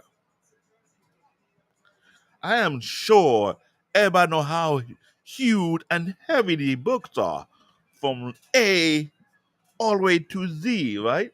If your mom and pop don't have that type of bread to purchase, and here's the joke though, there's different year version of the encyclopedia. You have one from, what was it? From the 1980 to the 1985, then the 1985 to 1990 encyclopedia. So like they have certain edition that do comes out, and sometimes when you have it outdated and you don't want to be stuck with it, so instead of you buying different one for every year, you have to go to the freaking library and you pull out the huge that big encyclopedia. You be in the library trying to do your damn homework. You know what I'm trying to tell you? Those kind of things. Compared to today, kid, you just Google it. You open your phone and you Google it. You open your tablet and you just Google it. You open your laptop or your computer, you just Google it. Sooner or later, your smartwatch, you just Google it. But unlike us, when we were kids, we didn't have computers. We had a solid and bulletproof that you can use as a blue bed, or in case you know you'll get a spanking and you want to dodge the spank, you can put that book in your back and make sure your parents don't find out. So in case you want to spank you, you don't feel it, but they do feel it. They catch you know you wearing the book, then you doom kind of thing. You know what I'm saying? Or you have a bully in your school and he picking on you and you couldn't take it no more. So you take that big huge encyclopedia and download some intelligence into his head. Boom. Any questions?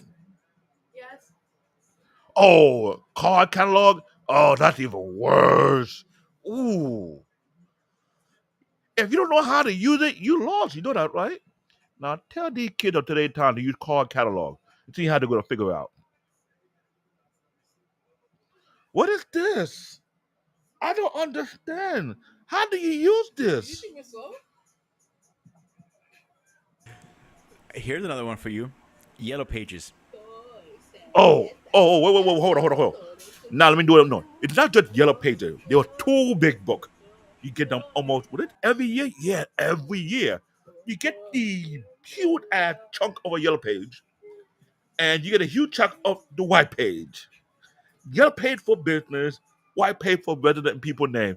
So you're looking for your friend, and you see his number do pop up. You now hear this though, ladies and gentlemen. You know you have done this, and you lied. You did not even do this at all. And don't say you did not do it. I know you're in the chat right now. You took the huge ass white page. You call your friends. Let's phone bomb these people. Random pick a number. Find one. You call them up. After you call them, hello, and you hang up. You do it again. Pick another number. Bossman know this very well. You know how people who do who older him does it. Look for another name in the white page. Do the same thing and start calling people. Because you know there's no digital trace or the trace you back who phone bombing them. Good old white page and yellow page. But those huge. All right. You're like, cool host. So I get you to put back on. I want to get Boss Man in here. My man, how are you tonight? Hey, I am doing all right, sir. And CBN, how you doing? I'm doing all right. I'm doing all right. They're taking it easy. I did got trigger where he mentioned yellow page. All right. I'll give the floor to Boss Man for a minute. Childhood. When you hear that, what comes to your mind? Go for it. Oh my word. I'm going to be honest with you. It's a little bit of trauma for me. Childhood was not the greatest for me. It's a little bit of joy. Okay. I moved around a lot in my childhood. I'll be honest. I did not. I grew up in a broken home.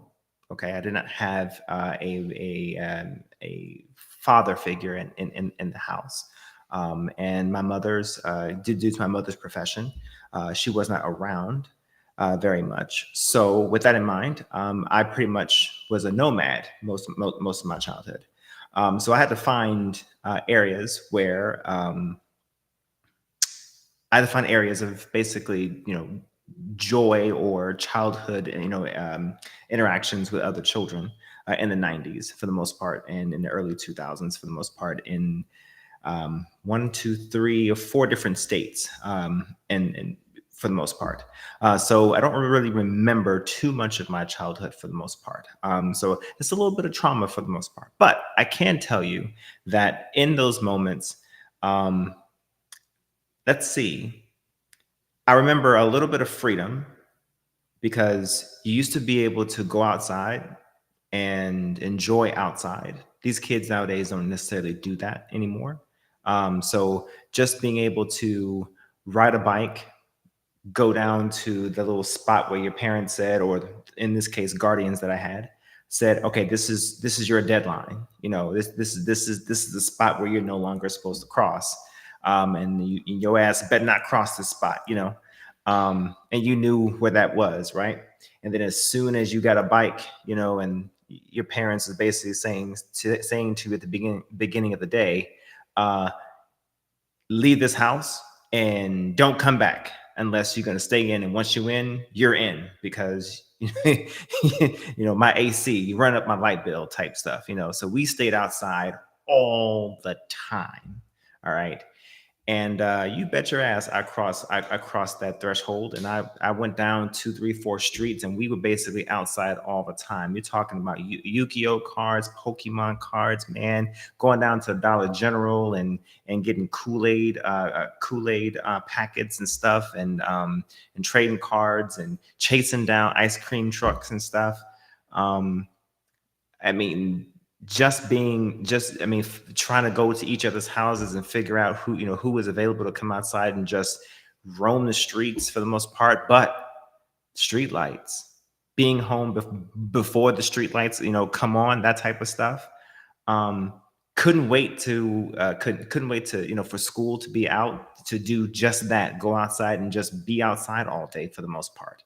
I didn't know what it meant to actually ride the bus. So going to school was walking to school, riding the bike to school, chaining my bike to to the bike rack or the sign, and going to school and getting done and rinse, wash, and repeat.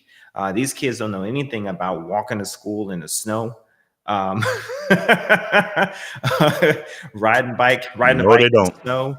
I mean, but it was enduring for the most part. I mean, so my childhood was pretty much rough. I mean, but it was fun to some degree. I can look back on it and say that it made a tougher person for the most part. But yeah, that was childhood for me, surviving.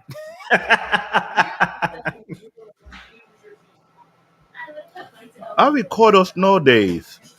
God damn it, I did myself. Everybody hate Chris moment.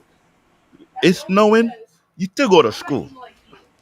You You ain't took your staying ass to home. school. You know what's You funny walk. about that? Now it snows in flurries. School's canceled over a flurry. Yeah. They didn't What cancel the no. fuck Hold is on, this hold on, hold shit? on, no. Stop. They didn't cancel no goddamn school in the 80s, early 90s. No day, Flurry. You get your ass to school. You know the worst part of going to school when it's snowing? When you slip and you bust your ass, and everybody in the car is laughing at your ass, no one trying to help your ass. That make it even harder. That happened to me. Snow Yeah. day, Explains why we you have stay home. earthquakes all the time. Please. I wish I could kick my kid out when it's snowing like that. I'm like, oh, it's your turn now. But no, we'll cancel the school. Why you didn't cancel school back in the 80s? Huh? Why you didn't cancel school back in the 90s? Why we still had to go to school in the blizzard? Man, listen, I remember going. I remember walking to school because I couldn't ride the bike because at this point in time it was. I think it was like one. I think it was 1 foot of snow. I was in the Midwest at this point in time, so it was nothing for us to go to school. It was like 1 foot of snow, and I was actually trucking, like stepping, walking to school for the most part. Because we were only, I think they only canceled school for people that were for greater than a mile and a half away from the school. So people that were in a mile and a half radius, you still had to go to school. Oh yeah, they weren't playing. But what's up, Mr. Bennett? Uh-oh. Paul, what's going on, brother? Don't tell me he got What's his own good? history. Can you guys hear me? Yeah, Yep. you can nice and Okay, clear, brother. cool. Okay, cool. All right. Now, just listening, just coming in towards the end here. Pretty exhausting week, so I'm just. But I was listening to a good portion of your show, so obviously this is something that obviously you guys very very key topic for you guys. I hope you don't Paul, have this encyclopedia nightmares. before we get through the story, continue the story. I got something to show you. It came in a mail today. Yeah, I saw your text earlier. Yeah, sweet. Oh, I'm surprised you. I'm surprised yours came to me, and it should have came to your house for some reason. But whatever, I got them. That's cool. I linked who That's got them. cool. That's what matters, right? All right, Yeah. Paul. The floor is yours. Let me see what you have. On what? You just Childhood, leading question. childhood trauma. Yeah. Earthquake from David. Well, we don't have enough time for that. Listen, I mean, I think we could be like you guys might be too old to remember this movie called The Breakfast Club. So, you guys still hear me? Yeah, we here. I remember the That's Breakfast fine. Club. You're good. You're good. That's my other Yeah. nightmare. Yeah. So it's almost like the four of us. We could almost have if they want to do a black version of the Breakfast Club, add a couple ladies to it, and then there you go. Yeah, I mean, I think we all come from somewhat tortured places.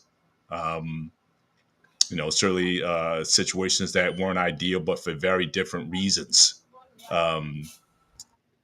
But from what I still see, though, is that we survived and we endured. So in terms of did you have a childhood or not? I mean, it's gonna be mixed. Certainly, there was a lot of dark days, some joys. I think growing up in the '80s, the '70s, and the '80s, I think what was beneficial about it was some of the things that you guys talked about. I think that was a technology boom. That was the birth of video games and the birth of a lot of interest, Star Wars and Star Trek, and just a lot of things that that I still sort of cling on to this day. Those were the good times that I had those things to enjoy, especially on those times when things weren't so good. So yeah, I remember those things affectionately. But I think about the show we did, Pete, on toys on the Gray Area show, and talked about there's this new sort of demographic. Well, it's been around for some time now, but it's like the young, so that the adulting the adults who are still into toys and gaming and fantasy and whatnot. I mean, obviously we're going to Comic-Con, but that wasn't necessarily a thing, certainly a generation ago, certainly not during the baby boom days. And a lot of that's coming out of, I think, the idea that a lot of people didn't necessarily have the best childhoods. And I think a lot of them are still somewhat clinging on to that and wanting to, um, you know, remember, those days with fondness, especially when things weren't necessarily awry. I mean, for a lot of people, comic books were literally lifesavers for them, or movies, or trading cards, or action figures, or whatever it was.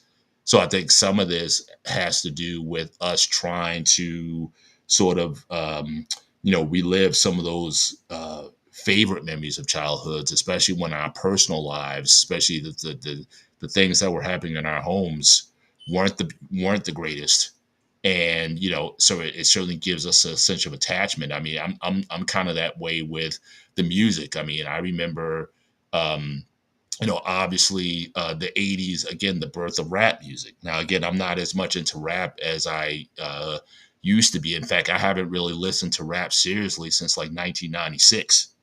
But from that 1978, 79, with the Sugar Hill Gang all the way up, I mean, that was heaven for me. Michael Jackson and Thriller, and just the music and the artists, the 80s, all the stuff that we basically talk about on the Hangout.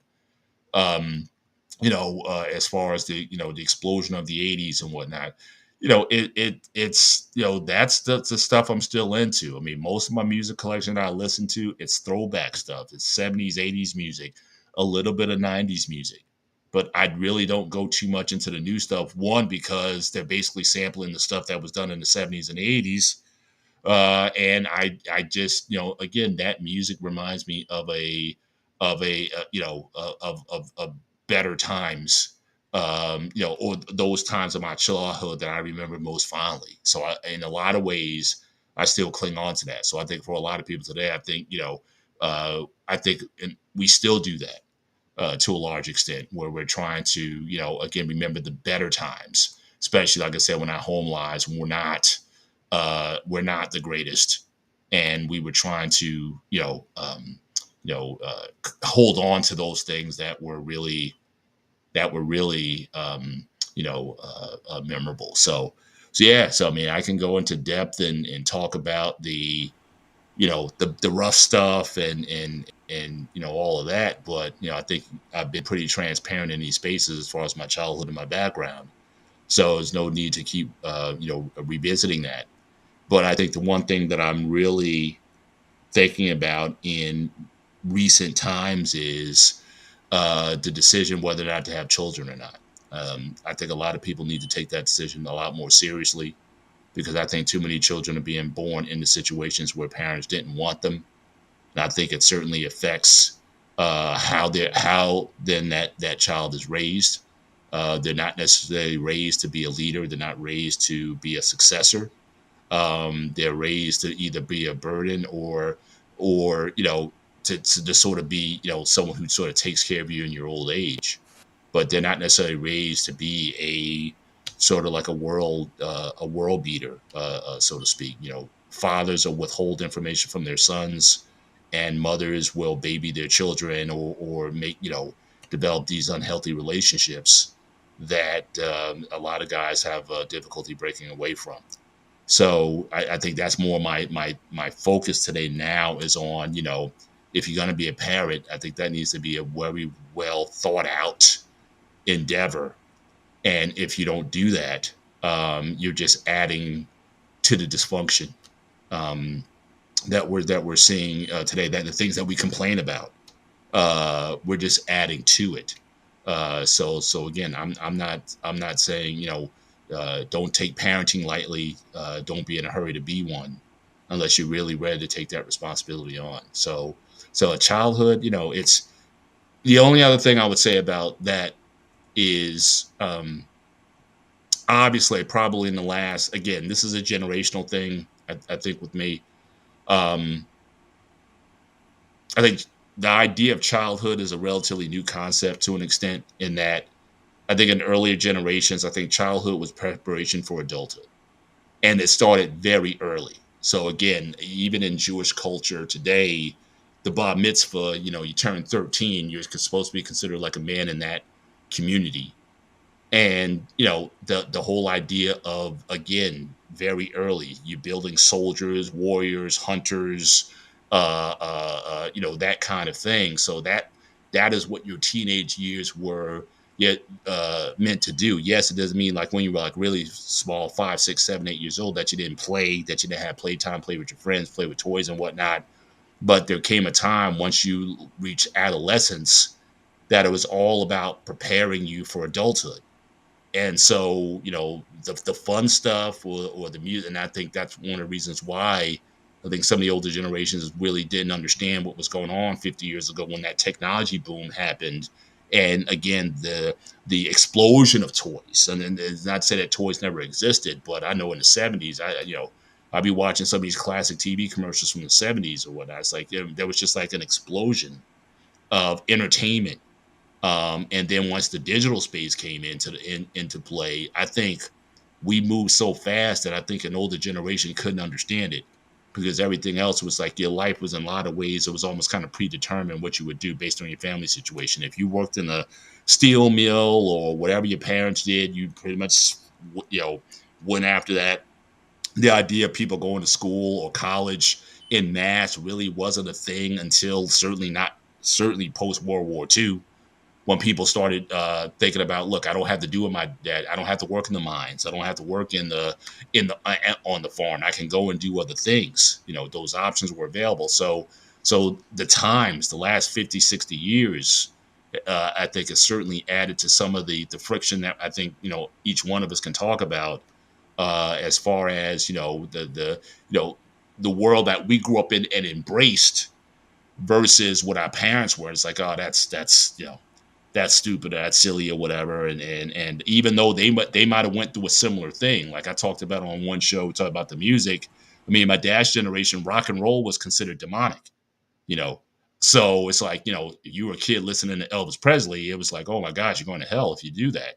Um, and then, but when rap came out, a lot of them were saying the same thing. That's like, oh man, this is the end of this is everything. So every generation has had this sort of generational gap where the previous generation didn't understand the other one. But I think in recent years, with the rise of this tech and these other pleasures and pastimes, I think it probably expanded a little bit more. I don't understand, but I think the good thing about it is, I think for a lot of people like us, in prior generations, it would have been that much harder for us to sort of fit in. I think harder for us to, comply with what the demands are of what was around us. So I think all those things allowed us to think beyond what our situations were. And I think that made our childhoods, I think, better in a lot of respects. And again, that's why I said earlier, I think those are the things that we cling on to. The last thing I'll say is, I do understand and recognize that I think the game has changed a little bit today. I mean, obviously, we didn't have social media, at least not as children.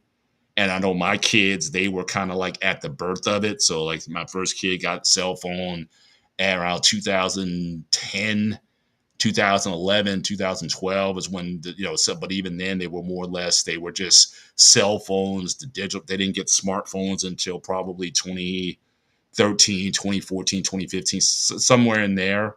And so the preponderance of, again, social media and stuff are things that, if I was going to be a parent today, as I saw in an early conversation you were having with one of your viewers tonight, that I would have to modulate the game a little bit today, considering social media and those things. I might have to get a few more apps and things, or have more controls over what they had access to, because again, that stuff just wasn't available. Even corn, it's like, hey, back in the day, you got the magazine that was hidden in the garage or under the bed or in your dad's basement or something like that. And even back in the day, you went to Blockbuster, you went to video store, you went behind the red curtain to get your stuff or whatever. Now it's like everything is just like right there in front of you. So, definitely I would have to modulate, I think, how I would do things today. But as far as for me, I think I benefited from that explosion of the 70s, 80s into the 90s, that allowed me to, and now the fact that I work in the industry, I mean, in the IT industry and whatnot, that, I think I have a handle on some things. I think, I might have thought I was last, or in the back, or, the bullying and all that kind of stuff, but now I feel in a lot of ways that I'm kind of, I'm kind of leading now, like I'm in the front, like I passed a lot of people along the way, thinking I was like a weakling back in the day, but now, certainly the person I've become over time, you definitely feel like you were forged, more so than, that it just happened. We survived a lot of things. We're here now.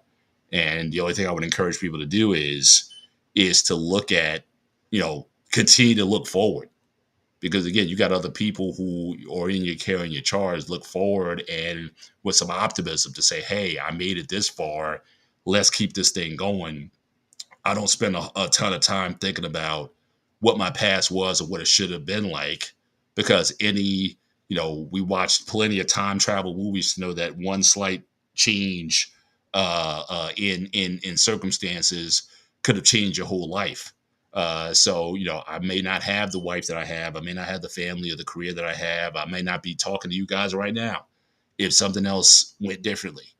So I look at it as this is just, the journey that I'm on. The older I get, the more I'm appreciative of the journey that I'm on, even the bad stuff, to the point where I could say, hey, it all served the purpose to an extent, to where, like I said, I'm stronger, and I can look at myself.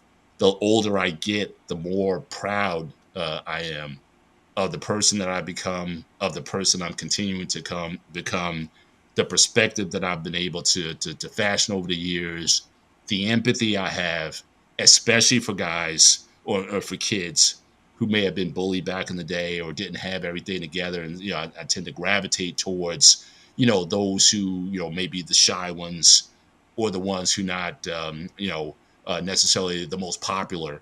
I can still gravitate them. And every time I get an opportunity to meet someone like that, I make sort of, making my business, to talk to them, say, hey, how you doing? Is everything all right with you, or whatever?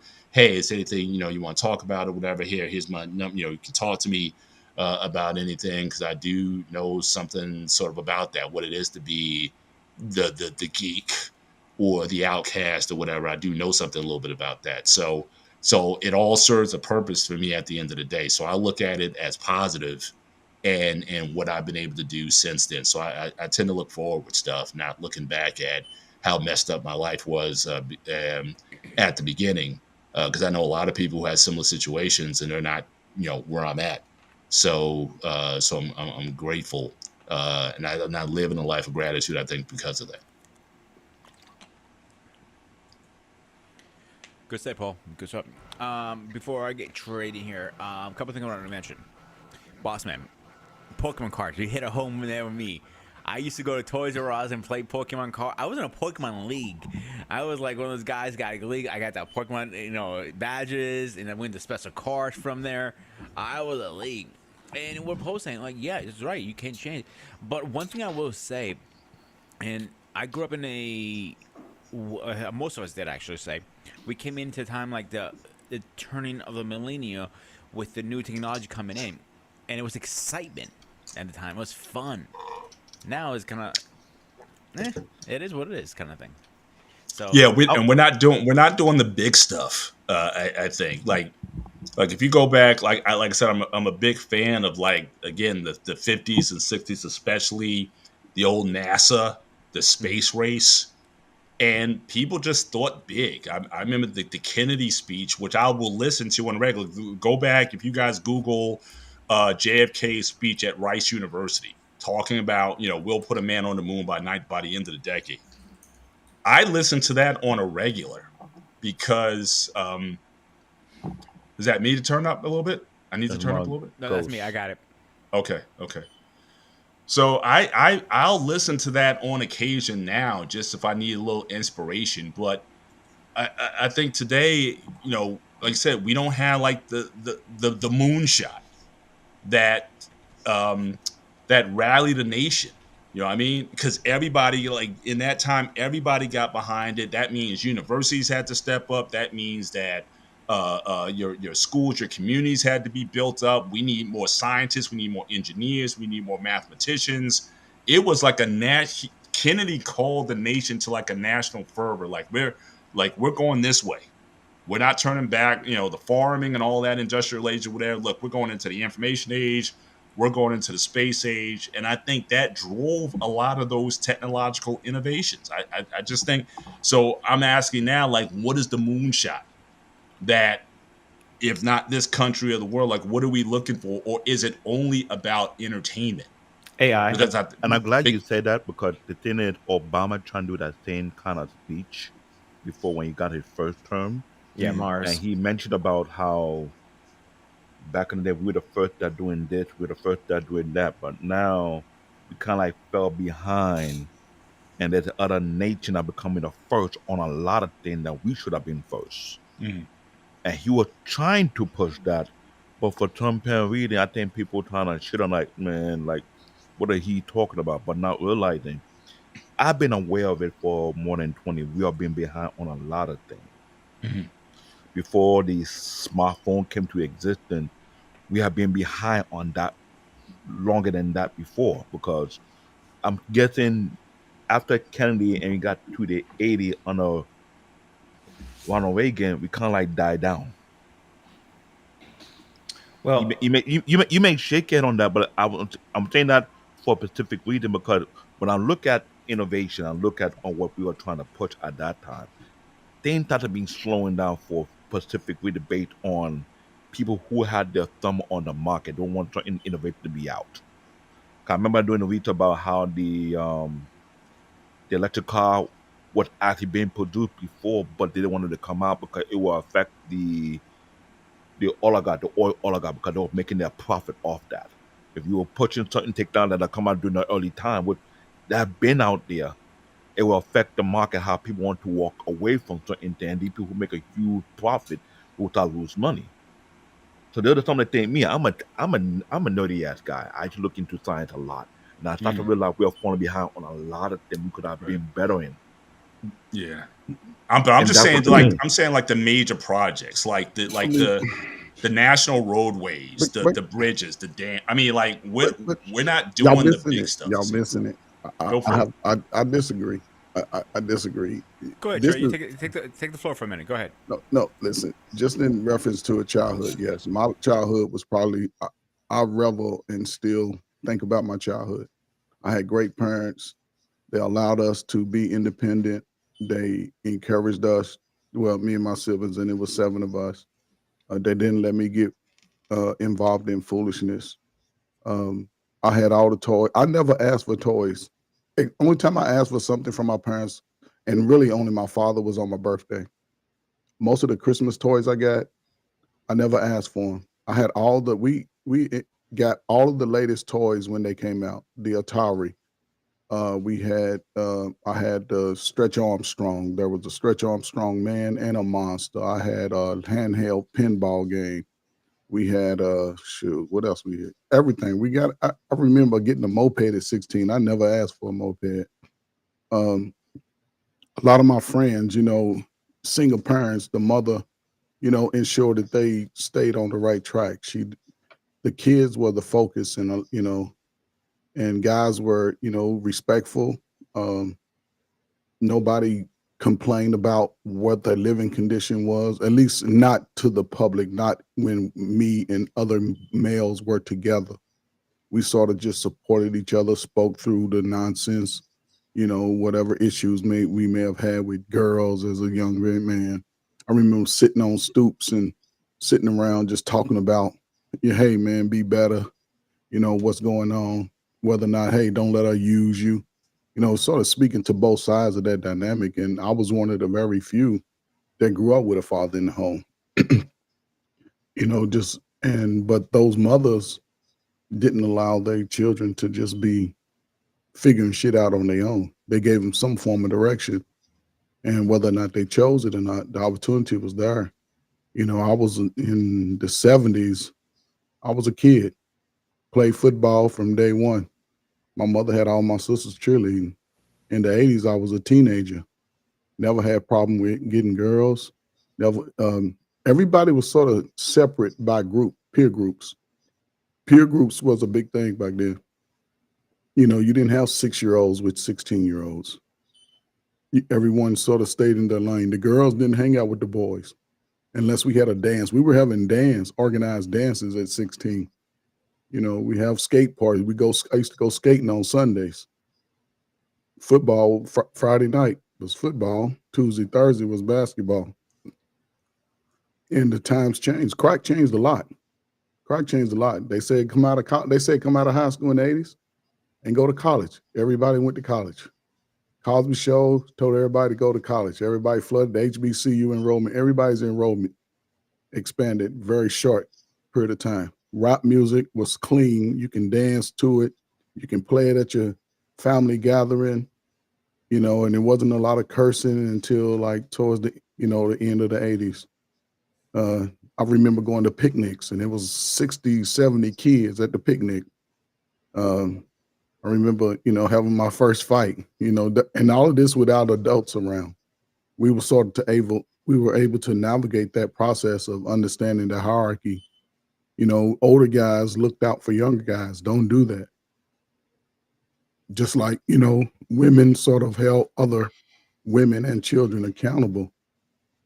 And it was a bunch of poor people living in the projects, still trying. I remember when the project yards had grass in it, nice, plush grass.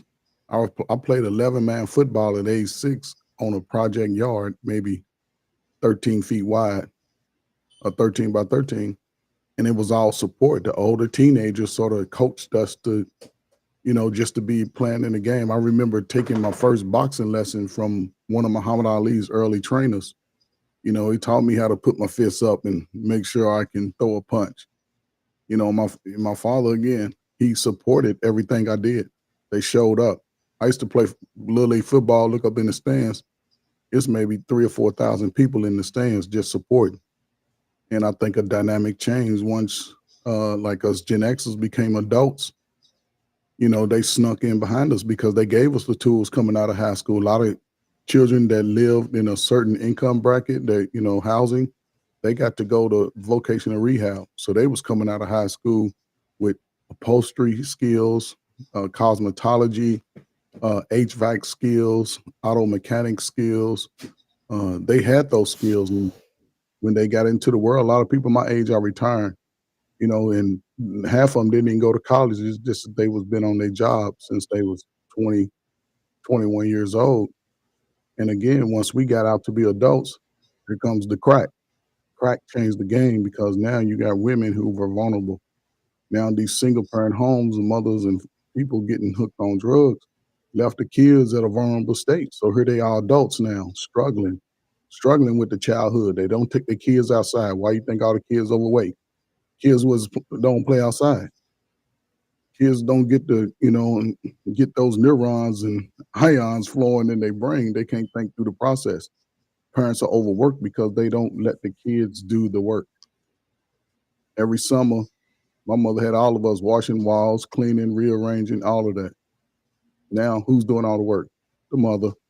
Kids sitting over there playing a video game, not cleaning their room. Mother, I've dated women who they don't even go in their children's room. So what do you know? What is he doing? Is he having a childhood? Is he going to do what children do? It's just a different time, man. I don't know. There's no excuses. There's no excuses. We sort of allow our children to sort of be less than us. Sometimes we just have to force things, especially young kids. A boy needs to do something constructive, and a girl needs to learn some constructive skills, whether they want to or not, because those things come in handy as they get older. But here we are. We focus on self. Can't do that. You muted.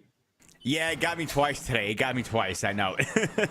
But yeah, you have a good point there. Now we have the Asian of time. You're an asshole. Earthquake. So that's your nickname, not mine. No. I'm going to change that from Black David to Earthquake. So, but Trey, one thing I'm going to push back a little bit. Not everybody had an opportunity to get the new toys, the new mopeds, the new stuff like that. You had a great. I give a hat up to your parents. With me personally, I only got 1 or 2 things for Christmas and birthdays, and that's it. So, our pain, what's going on, Chef? Well, even no, but don't even move on from then. First of all, again, shout out and I appreciate. That's how it's supposed to work. Absolutely. So you got 3 guys on this panel who simply did not have, the fundamental, just an intact mother and father who just did right by their family, by each other, and by their kids. So that's already these days we have to look at something which should be normal. We have to look at that as like imagine you're in a track and field race. You 20 meters up. So I think that, and again, I'm not. No one's certainly. I'm appreciative that that's the way it's supposed to work. But for a lot of us, we never had that we never had that that kind of start. We started in dysfunction, and we had to work our ways out of it in the ways that we knew, how best to do. That some people certainly helped us along the way. There's circumstances, situations that helped us or whatnot, but that's major. So I salute the fact that you had that, but I think for a lot of kids, and regardless of the ethnic background, whether I'm American, David's African, Peter's Greek, not everyone gets that head start. So I just want to acknowledge that, but I appreciate you sharing from your background, and I can certainly see how you view things the way you view things. I'm not trying to take away from that. But what didn't people get? They had a bed, they had a place to sleep. They probably got things throughout the year. School clothes, tennis shoes. Parents didn't go out and just buy you 2 or 3 pair of sneakers. You wore them till you couldn't wear them no more. Then they, Correct. They purchased more. I'm trying to figure out what people didn't get. Now, I don't think any of you all got abused in a sense. So you had some. Actually, don't say. Not a lot of people got abused back in the day. Not a lot. Not a lot of people were getting abused. The high school I went to, and the kids in the community, it just was. I didn't. Well, maybe where you were. May have to quantify abuse, sir. Yes. I didn't see it. Can we say the extension cord, the 2x4, Well, you should the have metal been spoon, breaking in people's The houses. sandals. Don't forget the sandals. How about the hot iron? the metal buckle behind your head Okay. of the belt? The That was a good switch. time. What do you think? the Texas Now, belt. that's some real stuff. How about Yeah, how about the Texas belt with the metal pieces on it? Oh, and that's it hit you? Wow. Okay. I mean, Okay. All right. Let's get it. I had the average metal buckle, not the Texas one. The Texas one is upgrade. there you go. Wow. Okay. Before, hang on. Let's Razor get our strap. opinion here because I don't want him to fade away with time because I want to get his opinion on this stuff. Go Our ahead, pain was Arpane. definitely abused. Sorry, no. No, man, not really. But listen, man. Good evening, gentlemen. What's going on? Good evening. It's What's good to see happening? you, Go on, brother. It's good to see you. What's this? The widescreen and shit. What's going on? I like this program. I like this, man. It's nice. Yeah. Well, so we just talking about what childhood. Correct. Yeah. Correct. Hey, man, we had a shit. I tell you, man, my childhood was probably shit. I was as close to privileged as hell from a person from Harlem, if you ask me that. I mean, from the early beginnings of when we were living on top of each other when I was 8. And well, my mother passed away early, but my father, he was in the picture, but he couldn't take care of us. He was working 20 hours a day. So I moved in with his sister, who later became my legal guardian. I guess that was a name only because he was still around. He just couldn't be there. But we moved to the Bronx from Harlem, concrete jungle. So when we moved to the Bronx, we moved in the southeast section in a private house, 2-family house, basement, and fruit trees everywhere. and lots and just places to roam, man. We took bike rides. I mean, we just played basketball. It was courts everywhere. So we had everything. Young kids could. We played board games. We did all kinds of stuff. We had a boys' club that we went to. I went to camp. Uh, I, I don't know where they got the money from. Now I'm thinking about it. But we had a real childhood, man. We played on the block. We were outside all the time. So I really can't complain about my childhood, man. It was beautiful. We had a lot, had a lot of family, just a lot of family around. The only problem was it was saturated with women, and when I say problem, the reason why we were close, it was so many women in the family. But then after a while, when you got older, it was just nobody to talk to, because they couldn't handle any of that stuff. But my father remarried, I was 14, but he moved into an apartment complex down the block and with my younger brother and sister, and they got the benefits of having him around more, right? But then anytime I wanted to see him, I could go down there because at least he had a place to go for me to go. But by the time I was 14 and 15, I didn't really need to hang out with him that much. You know what I'm saying? So I saw him and I knew where he was, and that was just about it. So I got a close relationship with my younger brother and sister, but through the years, man, I can't really complain about anything in my childhood, man. Nothing. I avoided the gangs. Some of my buddies were in the gangs, but it wasn't for me. I avoided the graffiti era in the New York City. So these guys were crazy. They used to go to the train yard at night and paint the trains and all that. Man, that shit sounded stupid to me. I said, I'm not doing that shit.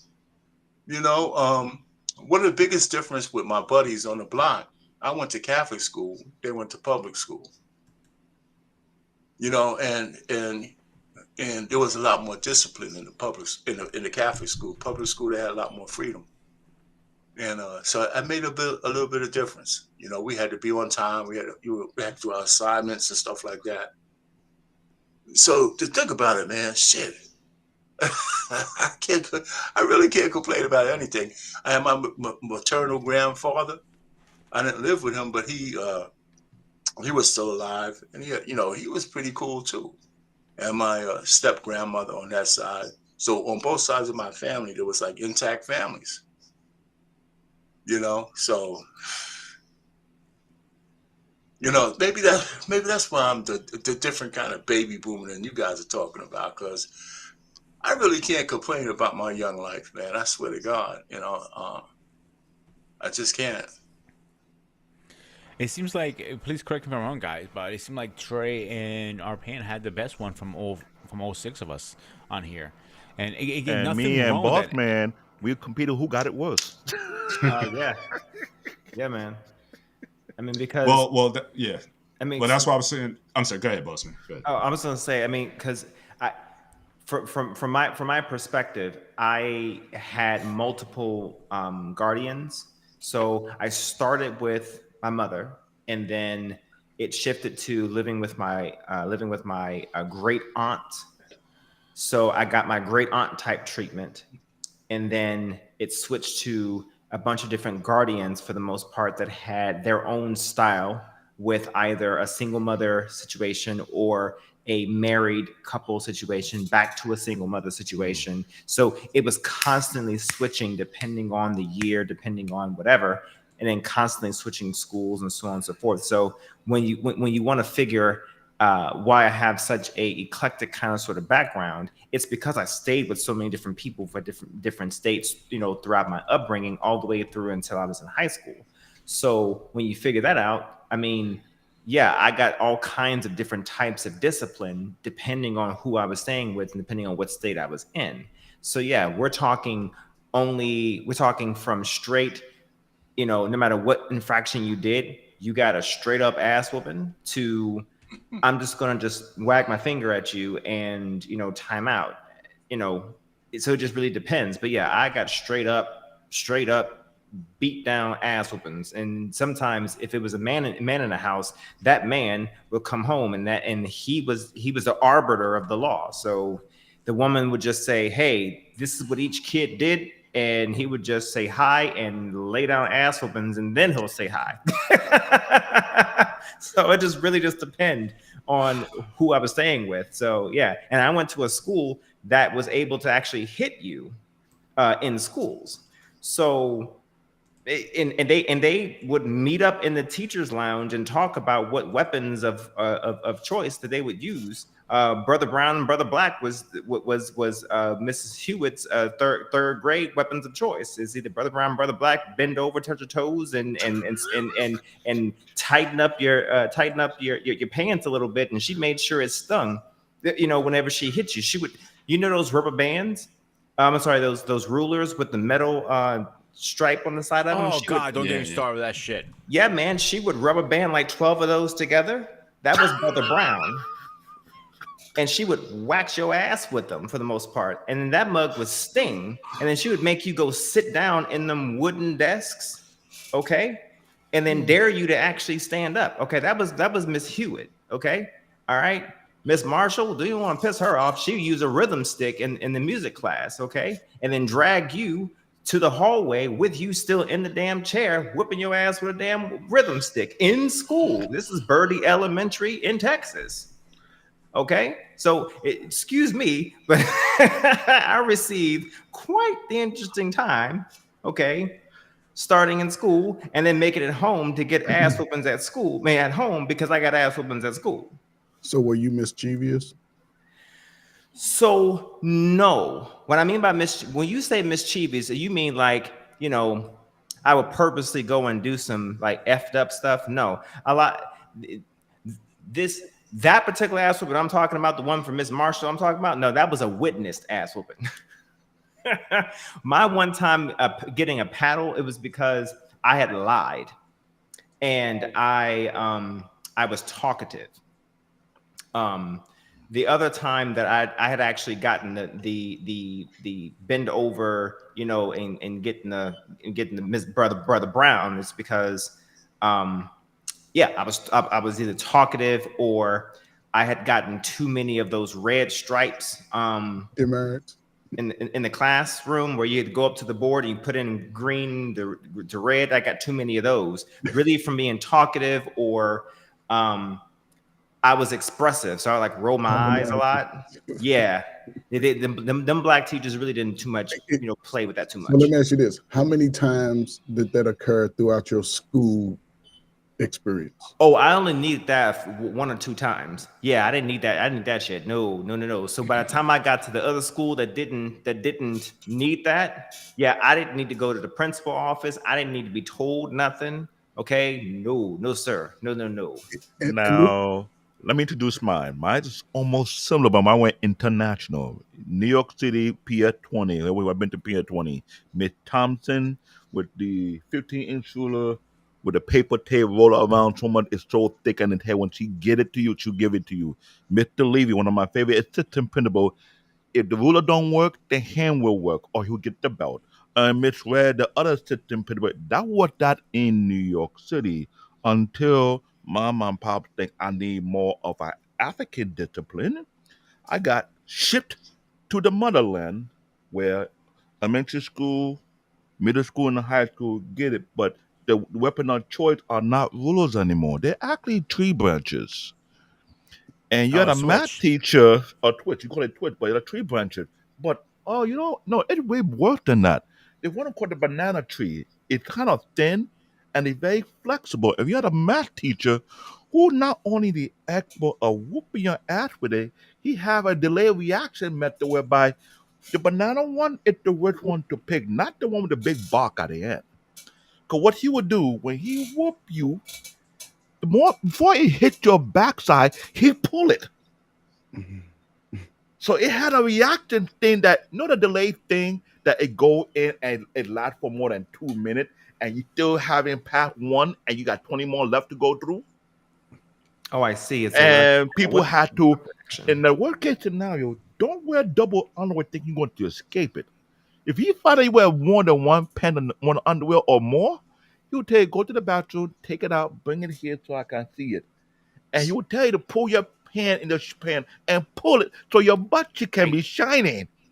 So, Brother David, And when they do it, oh, the sound effect, you can see everybody's facial expression. They can feel the pain and tears coming So, out. David, I apologize if this comes out very racist, but you African guys are fucking fucked up in the head. I'm sorry. I thought us Greeks were fucked up, but shit. Hey, again, But that's not the worst of it. The worst of it is the headmaster. He had a arsenal worse than a math teacher. You skip clues. No, you skip school. Fight! You will call the police to pick your ass up. But here what's happening in Africa back then. yeah, The police will whoop your ass first when they catch you home cutting school. yeah. Then bring your ass to school. The teacher whoop your ass. But in my private school, don't let it be the headmaster. The headmaster have his arsenal, and the owner of the school do the same thing too, whereby he draw blood out of your body. Then you go home and get the trifecta from your parents. your parents. Only a very few people had the trifecta, and they don't show up till the next week. Brother David, same Yeah. question to you. Same question to you. Mm-hmm. Because your parents had to ship you back to the motherland, so you must have been giving them hell. You No, was giving them. no. Let me tell you why they shipped me back. Come on, Brother Let me David. tell you why they shipped me back. One, Was you? I was was you a bad child? I was the nerdy kid who got tired of getting bullied, and I tried to fight back. But the schools I was in Brooklyn, whereby you getting jumped, and it kind of crazy that you took me at time being bad, but I'm being beat up and bullied. My father knew about it, but act like it wasn't a big deal. So they both agreed to tell me back that so it would ease up on the discipline part. Because what I know is my parents wouldn't actually give instruction and order, it was actually my uncle and my aunt. So just like boss man, I was bouncing around between two different sides of the family. One man with my father's side of the family, the next one with my mom's side of the family. Depending on So, who would have raised me. so when you got back to the motherland, Yeah. were you experiencing these incidents? Let me explain to you the incident would be like in African school back then. Did you act up where they had to discipline you? No. I'm gonna give you the list. It doesn't matter you acting up. I want you to understand why it's different over there than here. If you come late to school, you get your ass whooped. That's a rule. If you don't do your homework properly, you get your ass whooped. That's a rule. If you didn't pass the test, you get your ass whooped. If you don't wear the proper uniform, you get your ass whooped. You make noise in class, you get your ass whooped. You fight in class, you get your ass whooped. Y'all don't have no happy stories when y'all were young. God damn it. Don't disrespect the teacher. Do not disrespect the teacher. Don't get your ass whooped by one teacher, you get your ass whooped by 5 teachers. They'll hold you and join in the ass whooping. Listen, Can I add more to it now? listen, our pain. Yes, sir. You missed it earlier. I told you, I mentioned that there was trauma, in my own childhood, but then I found joy. Okay, in those moments, I did find joy. I was talking about, constantly being outside because the people I was living with, they was like either in or you're out. Okay, and I was out all day. Okay, trading Pokemon cards, chasing down ice cream trucks, and playing like I was, in Mortal Kombat, finish him. I was out there living out my imaginative best life, for the most part. Okay, I was everything to include, shoot. Sparta himself. Shit, I was okay. There was no power that I didn't have. Okay, damn it. Listen. I had the wildest imagination for the most part, out there. So I found ways to have fun. Okay, don't get me wrong, because you have to. I mean, one with everything I was dealing with, everything I was going through, and everything, and all the changes that I was dealing with. Yeah, I had a wild imagination, and yes, I found joy just by anywhere I could possibly find it. But don't get me wrong. To Coach Ferg's point, is that I didn't need to be told too many times. No, I didn't need too many examples of what could happen to me if I were to create any infractions. okay? Because I had experienced what's the worst that could happen, okay? And to some degree, that's why I mentioned on the other shows is that, you know, that's what the fear, the honest fear is what's missing in today's, you know, kids in today's generation. There is no fear. Now, am I saying that we need a fear of a razor strap that hits you once and hits you twice on the way back? Well, no, I don't think you need a razor strap. But what I'm saying is you do need some fear, okay? Because the fear of what I saw with Miss Marshall or with Miss Wilson or Miss Birdie or Miss Hewitt or Miss Rose, I remember all them bitches. Okay, I'm telling you something. See, here's my That thing kind with of that. fear, maybe not that much, but you do Here's need my some. thing with that. Like I had a similar situations. Like in Greece, they still had the right to beat us, so that's great. But I had one teacher. Her husband was a teacher there too. When he used to come in, he used to fuck with me on purpose. So first he grabbed my sideburns up and down just because he got a kick out of it. Then he used to grab my hair, full, and I have a lot of fucking hair. And they go up and down, left to right, up and down, left to right. Like a goddamn steering wheel here for a minute. I'm like, Jesus Christ, that's starting to fucking hurt. But again, I do believe yes, a slap here and there, okay, fine. But some teachers go overboard. Like you guys made a perfect example. I had one teacher who had a wooden ruler, but it was a metal piece in the middle. And when you got slapped with that, you got double whammy. Like, and it was like I remember when she slapped me across the face with that. Ooh. Yeah. I saw stars. Like you said, but I believe it should be excessive. Too excessive, not enough. You'll find a medium balance. Except that I want fucking teachers to fuck with me on purpose.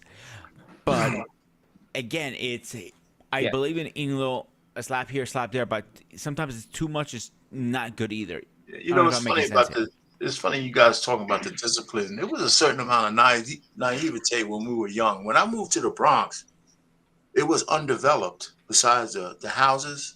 So before they put up a lot of tenements, they just had lots. I mean, like miles of lots. And we had paths cut in the lots, and there was like places where you could sit on a rock and just hang out in a lot. Kids hanging. I'm just when we used to go into the lot, right? Because it was just trees and weeds and all kinds of shit in there, right? I mean, that's where the killers would hang out, right? But we didn't even think about that. We just acres and acres of like free land in the Bronx.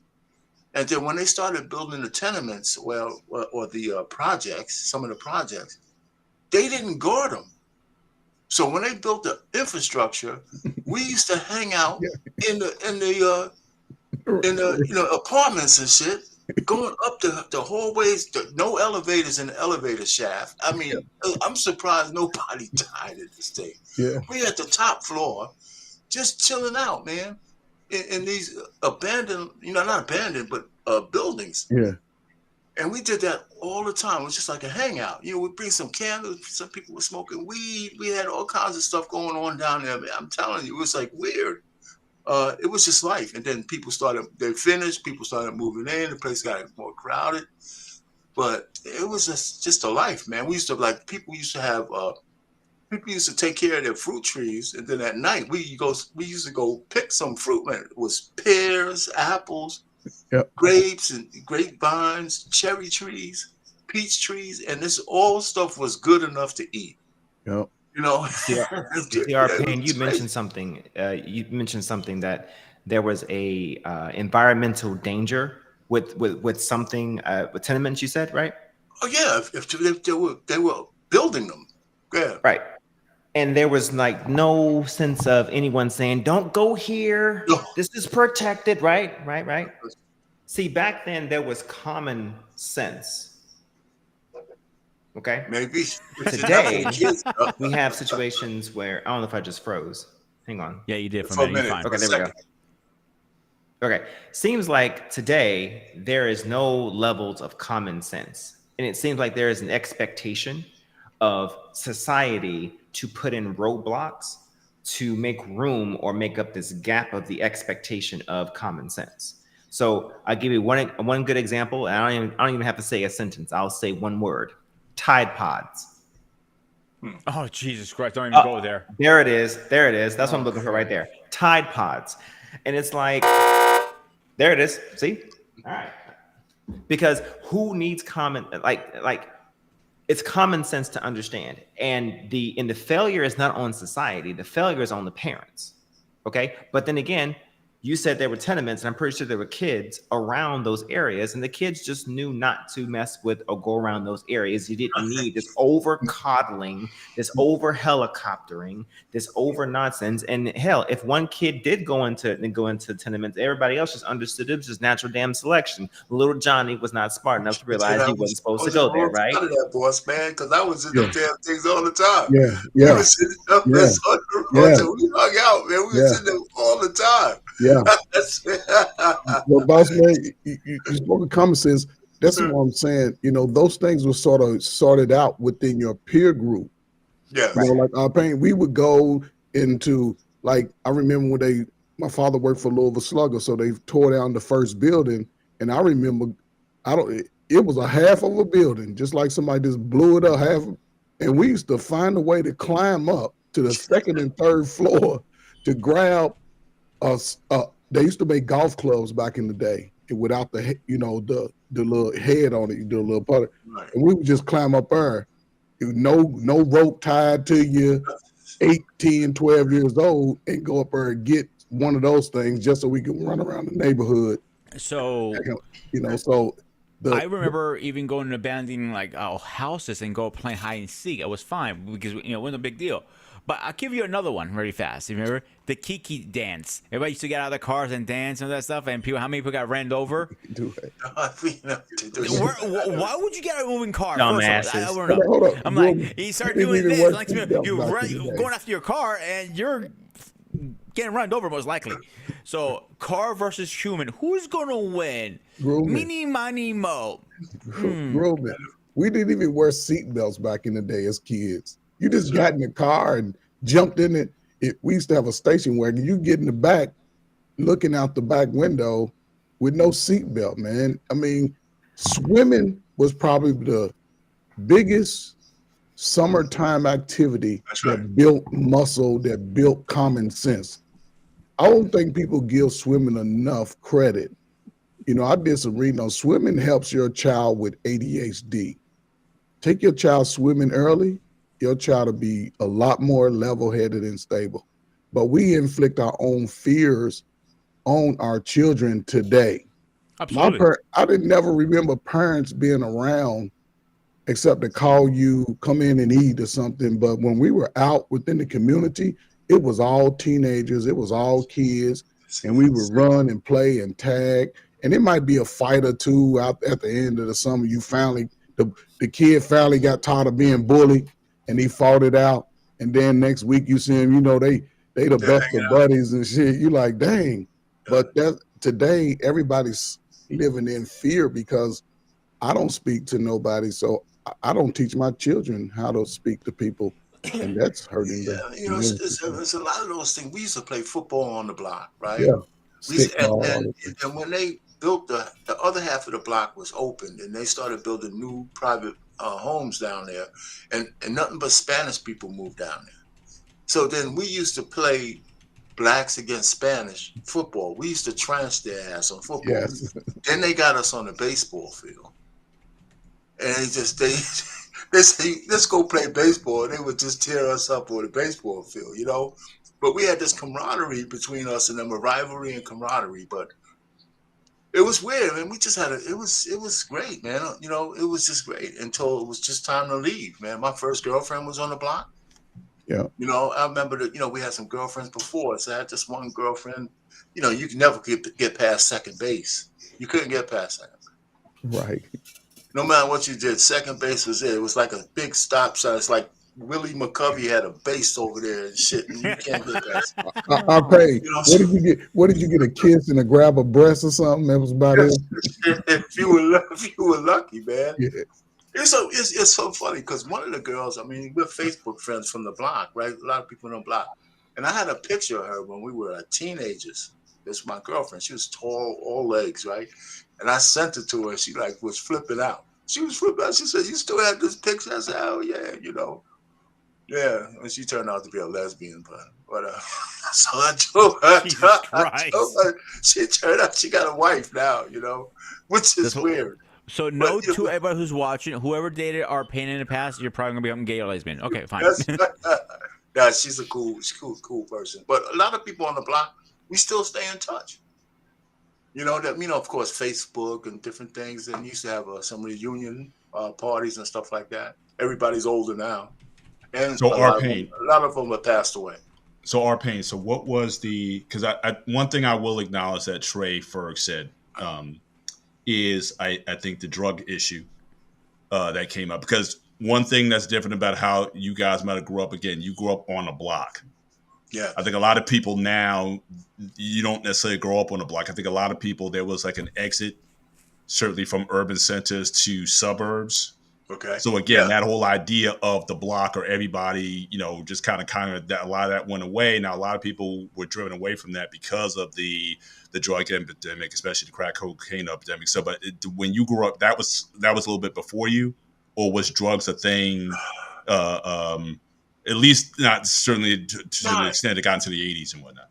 it got more into the 80s. I had left home by then, but I mean, people were smoking weed. Some people were, before crack was heroin,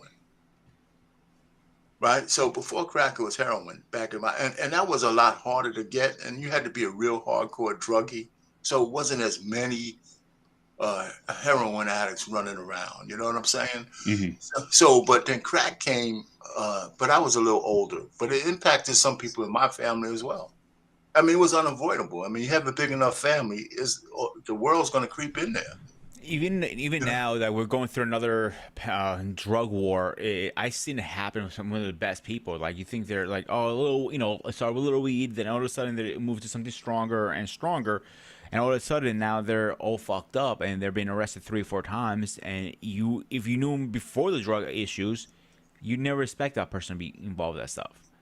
So right now, I think we're like, I love when I hear kids these days like, "Oh, I'm from the streets." Like, no, you're not, dude. You're not from the fucking streets.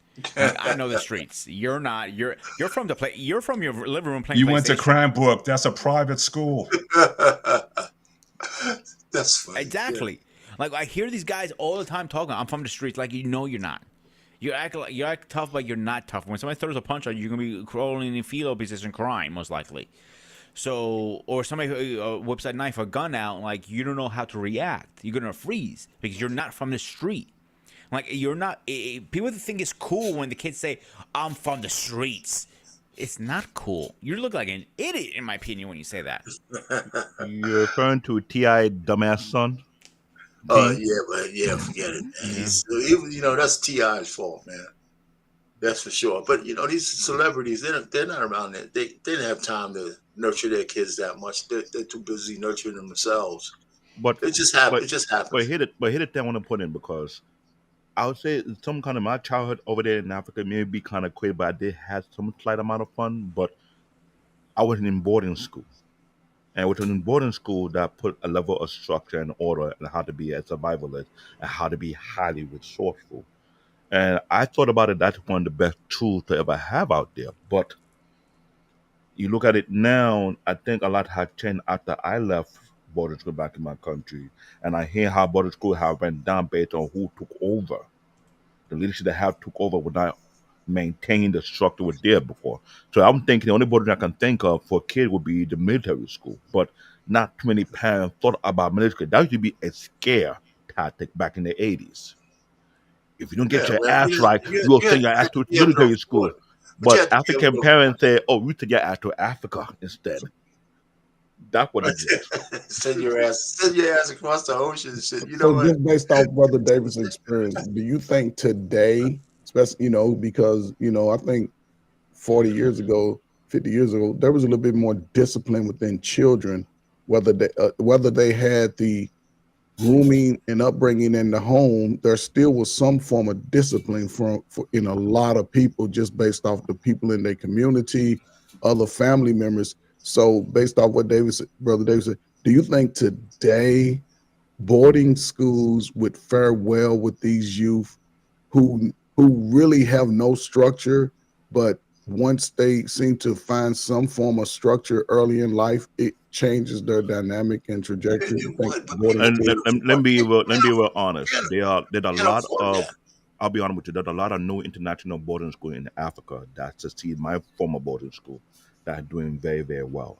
It was a trend back in the early and late 90s that people who knew about the private boarding school, they cannot afford a private school out here in the US, in the UK, consider the one in Africa as a cheaper option, even though it's private. So you, I'm telling you, it became a huge market because Nigeria and Ghana used to do that at one point, and now other African countries so that it's a business to create an international school, it'll be elementary, middle school, or high school. So people who cannot afford the private school that you see out here in the Yeah, US, whereby one semester is about almost $32,000, but you cannot afford that. But the one over there is a little much cheaper to but Dave, afford. how many Americans gonna send their kids to Africa to boarding There's school? a lot. I'm sorry to say this. There's a lot of Americans who send their Uh, kids out there. It's not only from America, but it's also from the UK, from France, But from but Holland, these are expatriated Africans, though, right? maybe, but some are not. All right. I've No, seen I'm not white. saying. I've seen See, some I white. mean, No, let it's me be real with you. I've seen white kids, but what I found out based on their origin are either Russian or they're more of the European side of things, but really American. the point I'm trying to make is not that I have anything against the boarding schools. I mean, because we talk. Let's just look at America, like you said, the cost of it. The thing that was different back when I was younger, no matter where you were from, right? And there was bad kids. There was an expectation of children. There was because we had culture, we had families, right? You had a lot of married people were married, whether it were good marriages or bad marriages. That's another story. But people were married. There was an expectation of family structure back then. So kids kind of knew their place, whether they stepped out of it or not. So your job as a kid was to go to school, do your homework, do the best you can, get in by before it's too dark, and depending on your parents, they might be strict on that, they might not be. But every kid had an expectation of your position. You was a kid, you were in school. If you were a young adult, I'm maybe going to push that's back on that well, because so what, in my back in my case, day, you were, that's how it was. That's how in most my kids. in my case, at 12 years old, I already had my first job Well, working. you didn't let me finish. Because Go ahead. in the teenagers, most things when we went into teenagehood in New York, you had to get a work permit, and you had to be 14 years old to work. And so everybody wanted to get to that age where they can get a job. A lot of people, we got that work permit, and then we worked for the summers. We worked so yeah. So I'm not saying you were wrong, but for the most part, you had a position, you had a place, you knew your place, whether you stayed in it or not. And then when you became 18, you were supposed to do something else. Go to school, go to college, or get a job. And a lot of people left their homes. I left my house when I was 18. Really never to come back. But that was just something I thought was expected of all of us. And then when times changed, that expectation wasn't the same for my kids because the cost of living is out of is crazy. So I didn't have no problem with my kids coming back home and staying with me while they get their jobs after college and stacking some bread. I didn't have that opportunity at home. Was I mean, the I didn't want it. Once I left my house, I didn't want to. I thought it would be a step back as a man to have to move back there.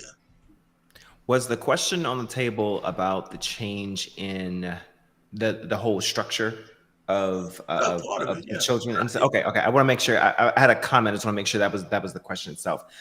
I think the real dynamic change in how children are or have changed overall has ultimately been a byproduct. Now, hey, I don't mean to get political here, Go but ahead. I'm a Dem, and I'm saying this. Here we go. Is too much intervention of government into the lives of home, in the sense of the education system being involved too much at home, because now it's a situation of they want to control, or society wants to control how you raise your children Oh, absolutely. and what is wrong with how you raise them. Now, caveat there is a sense of what is considered abuse. Okay, don't get me wrong. There is that line. Don't get me wrong. All right.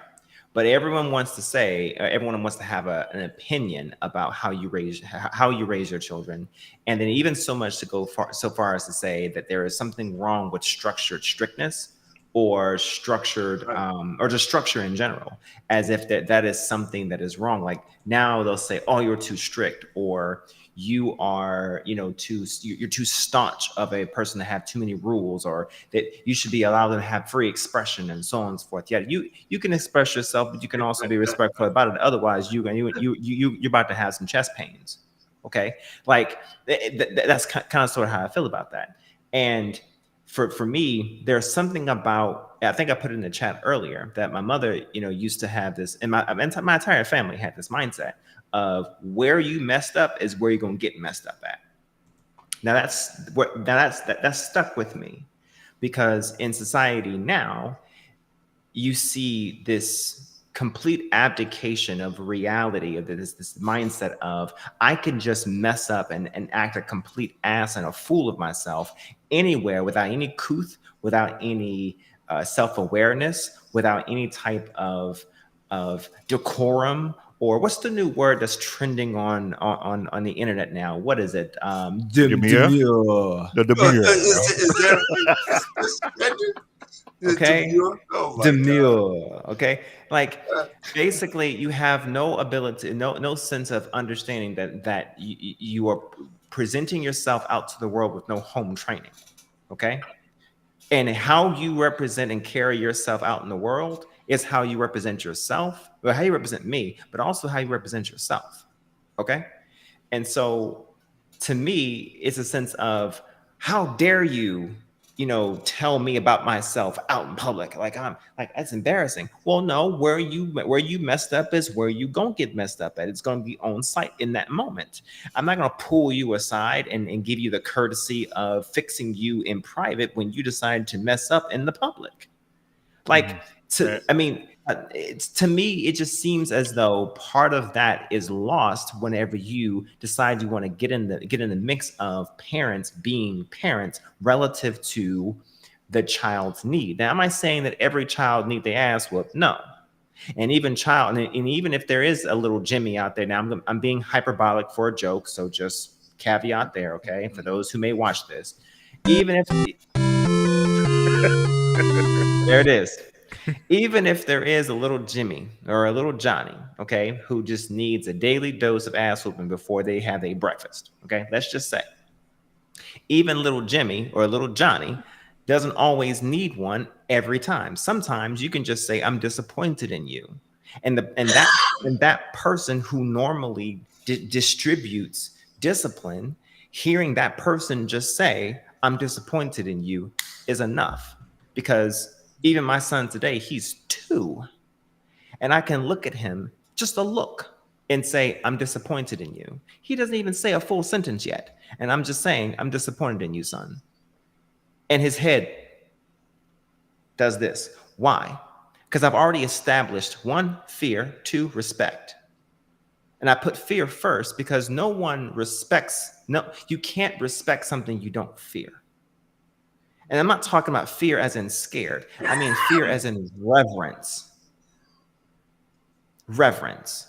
Okay? So it's a sense of understanding that you don't get in the way of someone's parenting. And it seems as though the government in general, society in general, wants to tell parents how to parent as if there is a one-size-fits-all, there's a cookie-cutter situation of how to parent a child. But they're quick to tell you that, oh, well, sometimes kids are, they have a mental this or they're mental that, or so some kids think this and some kids need that. Well, if that's the case, then I'm able to tell you that my kid needs to be yoked up sometimes, because every now and again he decides that, he's starting to smell himself. Well, I'm getting ready to tell you that my scent's a bit stronger, and how do you like that?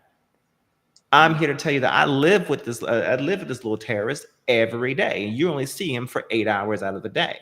I think I know mine a little bit more than you know yours, or that you know him for only about what, 2 hours out of the day, 8 hours out of the day.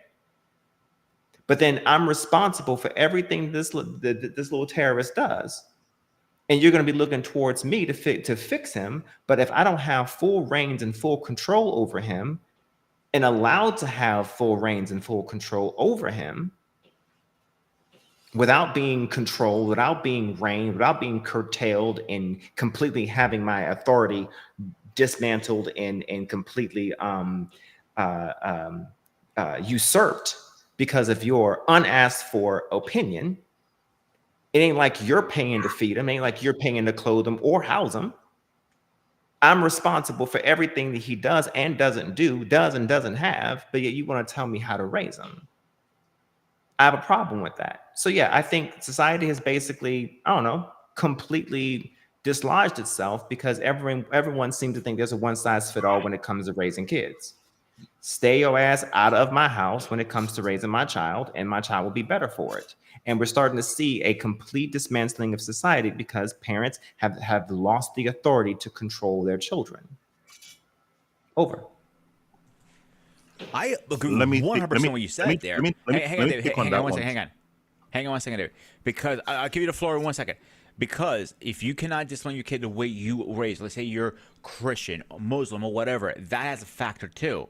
Or if you're maybe, you know, a little backhand, or you're more whatever lifestyle you live is up to you. The government cannot fucking tell me I cannot do something. You know, I tell the government it's like my hairy Greek, hairy shiny ass, and that then stuff. Yeah, you want to see it, David? You want me to send you a text message? Hang on. No. We all know your ass is hairy as hell, man. And shiny. All right, hey, David, go ahead. You have the floor. Go ahead. I'm glad that both men say that because this is something that have not only been spoken among African, but people who are non-American, they are considered to be immigrant. This have been the focal conversation since the 80s because they always want to point out that there's something wrong with the government trying to tell parents how to parent their kid. The African have their own community, say like screw that. The Latino have their own community, say screw that. The Japanese, even people from the Islamic state of other countries like Iran, and I've seen that a lot. And anytime I'm in the workforce, we talk about what we see on the TV. We always hear these people saying, "My kid would never do nothing because they know better not to. Because they do that, they know when they get home, this is going to happen to them." I'll see Japanese, whereby they don't even have to say much. It's that the look in their face. Because I remember one of my classmates who the Asian kid Japanese when he got a B and he's Asian on that too. There's a level of expectability they want from their kid. They don't play around with that. So other ethnic group, not white or black American, they don't play that type of nonsense in their home because those are children out at the back.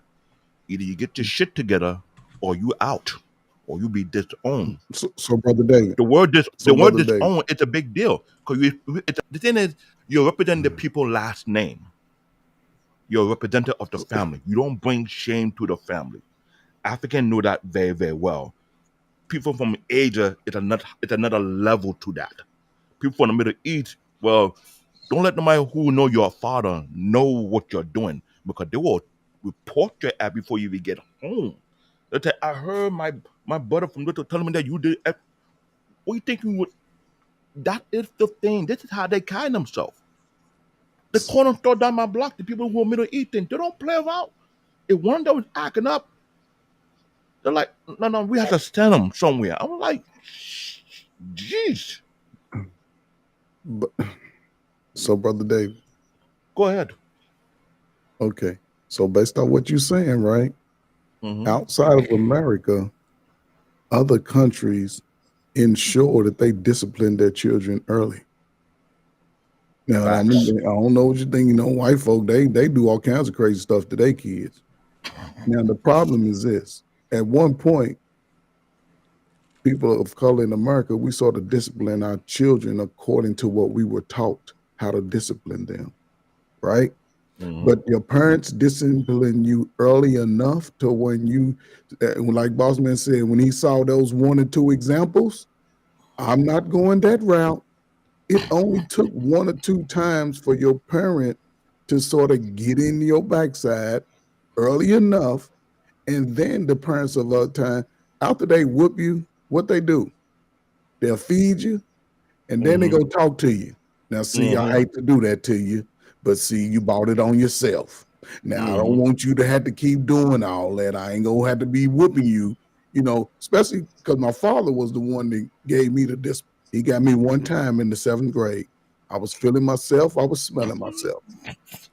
He gave me that whooping in front of I don't know how many people it was. Only thing Oh I heard no. my mother say was, "Don't kill him." That was it. To this day, Jesus Christ. no, no, no, no, no, no. But to this day, the only people that know that hear this story are the people I tell it to on YouTube. My friends, they act like they ain't never know what happened. They was right there. They like, I don't remember that, man. What you mean? I looked back and saw everybody's head stacked on top of each other in the doorway. And guess what? Most and listen, not all situations were because most of the time when a father whoops his son, he's whooping him out of love. It's gotten to an extreme to where he's got tired of telling you 42 times. So now I get you.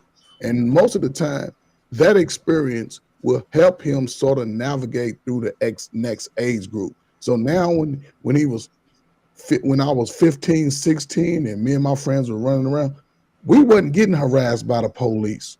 We understood that, like Arping said, going through those unfinished buildings, you know what they didn't do? They wasn't out there breaking out windows and shit and stealing shit. You just go through, might pick up a rock or two, a piece of wood and shit, and then you just probably throw it to the side when you're ready to leave.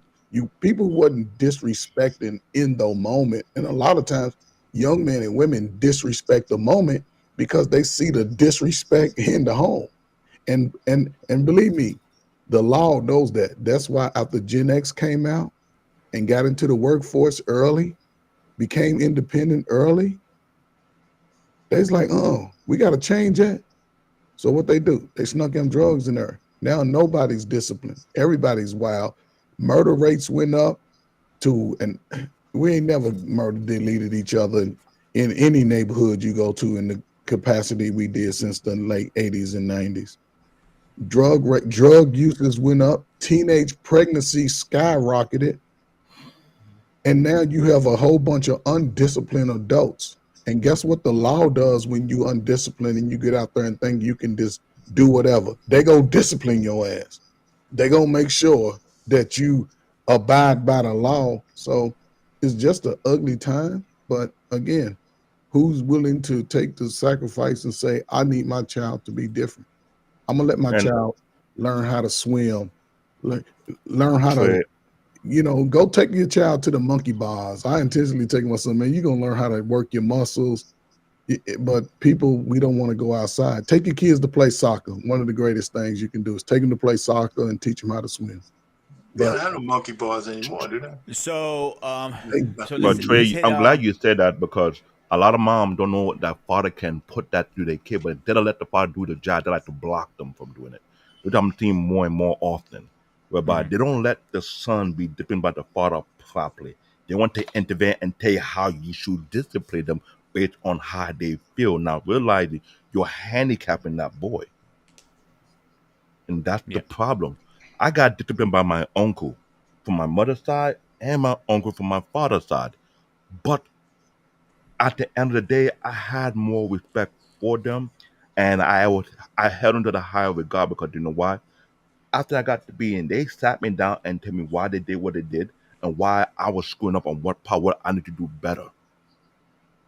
That yeah, put me in line. That set me to say, you know what? I need to do better as an individual, as a male child growing up to be a man. But today time, you cannot discipline a child without the mom telling you, "Oh, this how it's supposed to be," and you wonder why the child delete you because he didn't have a PS4, PS5 because you told him no, or why he wanted to slap you behind the head. You had to call the cop on him. thinking that you know how to treat. Like, come on, let's be real. To all the dumbass, good for nothing, retarded, smoking, drinking, lazy ass moms, yes, I said it. You cannot raise a son to be a man. That's the man's job. Your job is to raise a daughter to be a woman.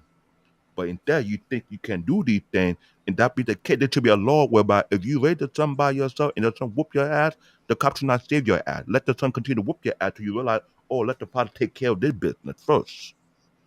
That's the issue. Yeah, and I said it, and I endorsed it. Got a problem? So let's hit final thoughts and let's get out of here after that. Let's start.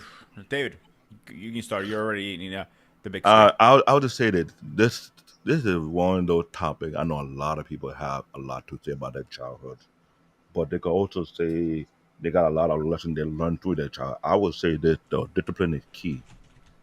Structure is key. Now, if I would have joined the military at the early age, I would have enjoyed it. I would have, in the weirdest way, but I would, because when I was in boarding school, I had the structure, I had the order, I had the discipline, and I wanted to be better who I was. So I was determined. I had vision. I was motivated. But when I see today's kid these days, there's a lack of motivation in their eye, and I'm like, man, they're gonna lose it. They're falling behind bad.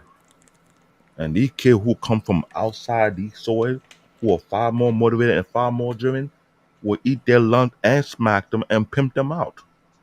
But yet we don't realize it. Yet not everyone have a easy childhood, but some of our childhood was meant to be for a reason to keep us in check, in line, and put in the right direction. I will say that, but I'm not saying you to abuse them, but there's a limit to everything. That's what I'm going to tell you. That's my final thought. David, thank you so much. Like mini money mo. Let's go with our president. You working, man? You over there working? Or sleeping. Nah. I'm just I was listening to a lot of times. I'll turn away when I'm listening to something. This conversation took an interesting turn tonight, especially when R. Payne and Trey came into it. I think one thing to take from this show is, again, everybody has a different experience. If you grow up with a structure, with intact parents, or at least a community, I think your outlook on this topic may differ. If you grow up in dysfunction, your outlook on this is probably going to differ. And I differ with a lot of what's been said tonight. But I admit a lot of that's been based on my experience. But it's interesting. Certainly, the life that I gave my daughters was something that was very different from mine. I never had to beat my daughters, right? So that whole butt whipping stuff that everybody likes to romanticize, I think, I just don't buy into that. I'm not sold on corporal punishment. I'm just not. Now I know that makes me an outlier in a lot of these spaces because again, prisons are full of people who got their butts whipped. So I don't want to hear this idea that okay, well they weren't disciplined or whatever. No, they grew up in dysfunction. They had no structure. Uh, Folks decide to have kids without a family structure. You got pregnant first and try to figure out the details later. But I truly believe that the best environment for kids is when kids are wanted. And I'm asking men, do you want to be a father? Do you want to be a parent? If you do, then I think that's really should be the impetus for bringing children into this world, not because you just got your feelings, you just want to feel your jollies and just get the woman, and same thing these days for the woman also. We're bringing too many kids into this world in an environment that's not conducive to raising fully functioning kids, and then we complain about the kids that we're raising. So I think that this whole cart before the horse thing, I think we definitely need to look at ourselves in terms of what are we doing as the adults, the ones who are supposed to have some knowledge and some common sense. What are we doing when it comes to the decisions that we're making, bringing kids into these environments? So I think that the whole process of parenting. Do I want to be a parent? If so, I should put myself in the best environment to bring kids into this world. And until we have that conversation, all we are for some of us here, we're just survivors. And we were able to certainly to make the best out of a bad situation. Some of us came up from from better circumstances and environments, and certainly we were able to act accordingly. But again, we all got here to some point in time. So we're all going to have a different view on the on the subject matter. I just respectfully disagree with just some of the approaches here, and I just think that really it gets down to the individual. What do you want? If you don't want to be a parent, don't be a parent. Don't get someone pregnant you don't need to. Yes, guys need to practice some discipline also in that. And I just think that, we just need to be wiser about it. But certainly from generations by, when children were desired because of either the economy, the agricultural economy that needed you needed to have multiple children to work the farms or whatever, or the factories or whatever it was. But we're in an environment now where with the cost and just the expense of having children, people again, you really need to be thoughtful about it. But I just don't believe in just having kids just to be having them. So in a lot of ways, I'm very liberal in that regard. But as far as, for those who've been able to survive whatever childhood you came from, you had a good one, two, in fact, parents, you did foster, whatever you got through, you endured to become an adult. So like I said earlier, rather than looking back on how bad your life was, be grateful that you're here now and ask yourself, well, what can I do from here? If I didn't like the way my life went, how can I make it better? Like I said, my wife and I, both of us came from disadvantaged situations. We made some decisions that we wanted a better way forward for our family, and we wanted to change the legacy and the direction of our families.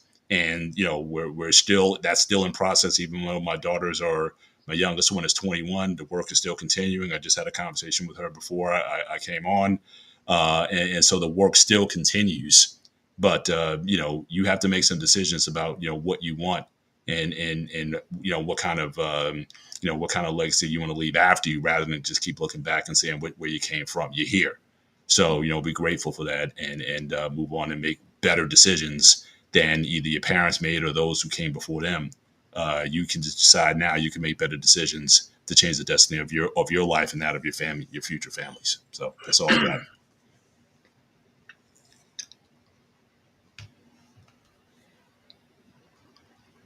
Sorry, I was muted there. I think that this is an interesting conversation. I think this is something you can probably start on and have a many parts to it. I'm going to offer a little bit of pushback on Mr. Bennett there, just a little bit there, Mr. Bennett. Respect. For me, and especially in my situation, I didn't grow up with the best childhood situation, and certainly my wife didn't as well. But I agree in the sense that we should definitely chart better paths for ourselves with the wisdom and the hindsight of our past, and looking around and taking a look and taking stock of everything around us, and then deciding what we want for our future and saying, do we want better for ourselves? And if so, what decisions we need to make to better our lives, and then position ourselves to make a better life for the next generation that we end up creating.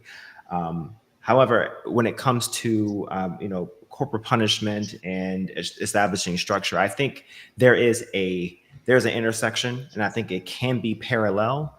But even in my own life, there's a way of doing it differently where it's not destructive. And I think there's a way of doing it where it's constructive. I think in my own upbringing, I definitely agree that it was definitely there was a destructive element to it.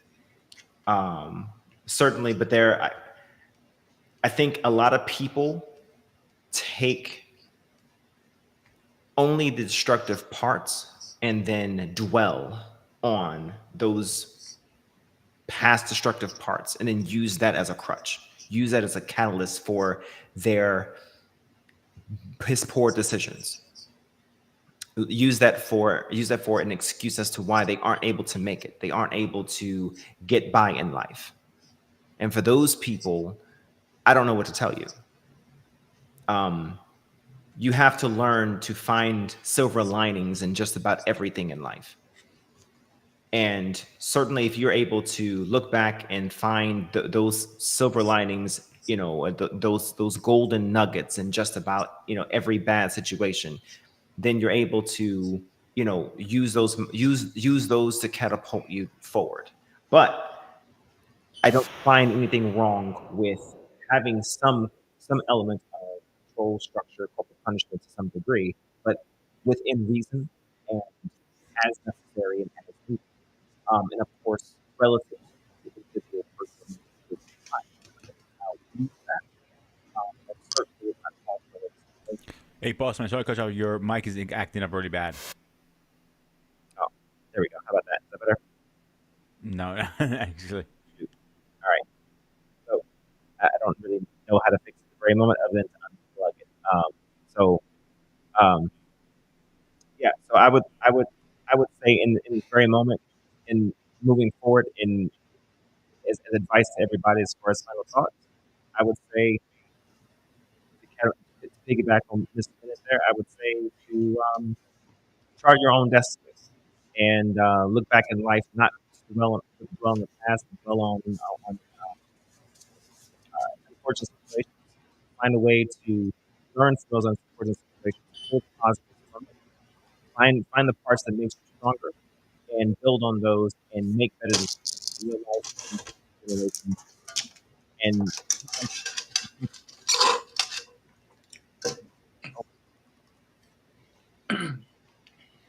So it's my turn, huh? Yes, it is, Doctor. Time. No, listen, let me tell you.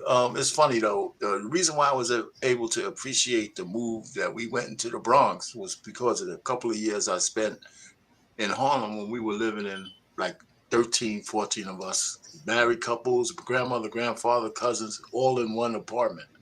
I don't know how we did it. Um, and that, so your past kind of informs or shapes what you want to do for your kids in the future. So that's where I agree with Mr. Bennett. Whether it was a good upbringing, I saw enough stuff that I knew I wouldn't want that for my kids, even though our lives weren't that bad. Maybe it was more of a poverty, homelessness, and something. We had homeless ladies that used to live when I was in Harlem. They used to live under the steps, and that's where they went to the bathroom and everything. We didn't have no elevator in that building either. We were on the fifth floor. I remember that, but I was young, so we would run up the stairs. But uh, park across the street we couldn't go into because it was like killing in there every night. So when we moved to the Bronx, I really appreciated the difference in lifestyle. So, my aunts, they kind of saved the whole family, my grandmother and grandfather included. They were retired by then, but so so I also corporal punishments for my daughters wasn't an option. I always said a couple of times why I didn't do it. Because I never wanted them to think the man that they love is going to put their hands on them. I would never want them to accept that at all. So if I'm beating them and I love them, that could translate them to thinking that a boyfriend or a husband could beat them and call it love.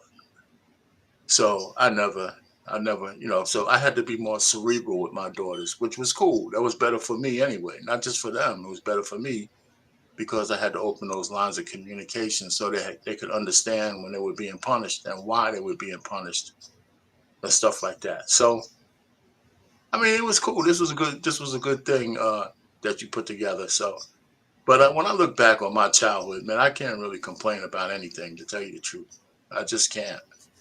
The infrastructure was there for me to actually thrive. Um, when I went to college, I did look for a place where I could afford to go to, but we had programs back then as well. So it was all good, man, in terms of, I mean, of course you had, childhood stuff growing up, but I really can't complain. There was a blessing, so I wouldn't say we were privileged, but it was a good childhood, man. I can't complain about that. So that's all I have.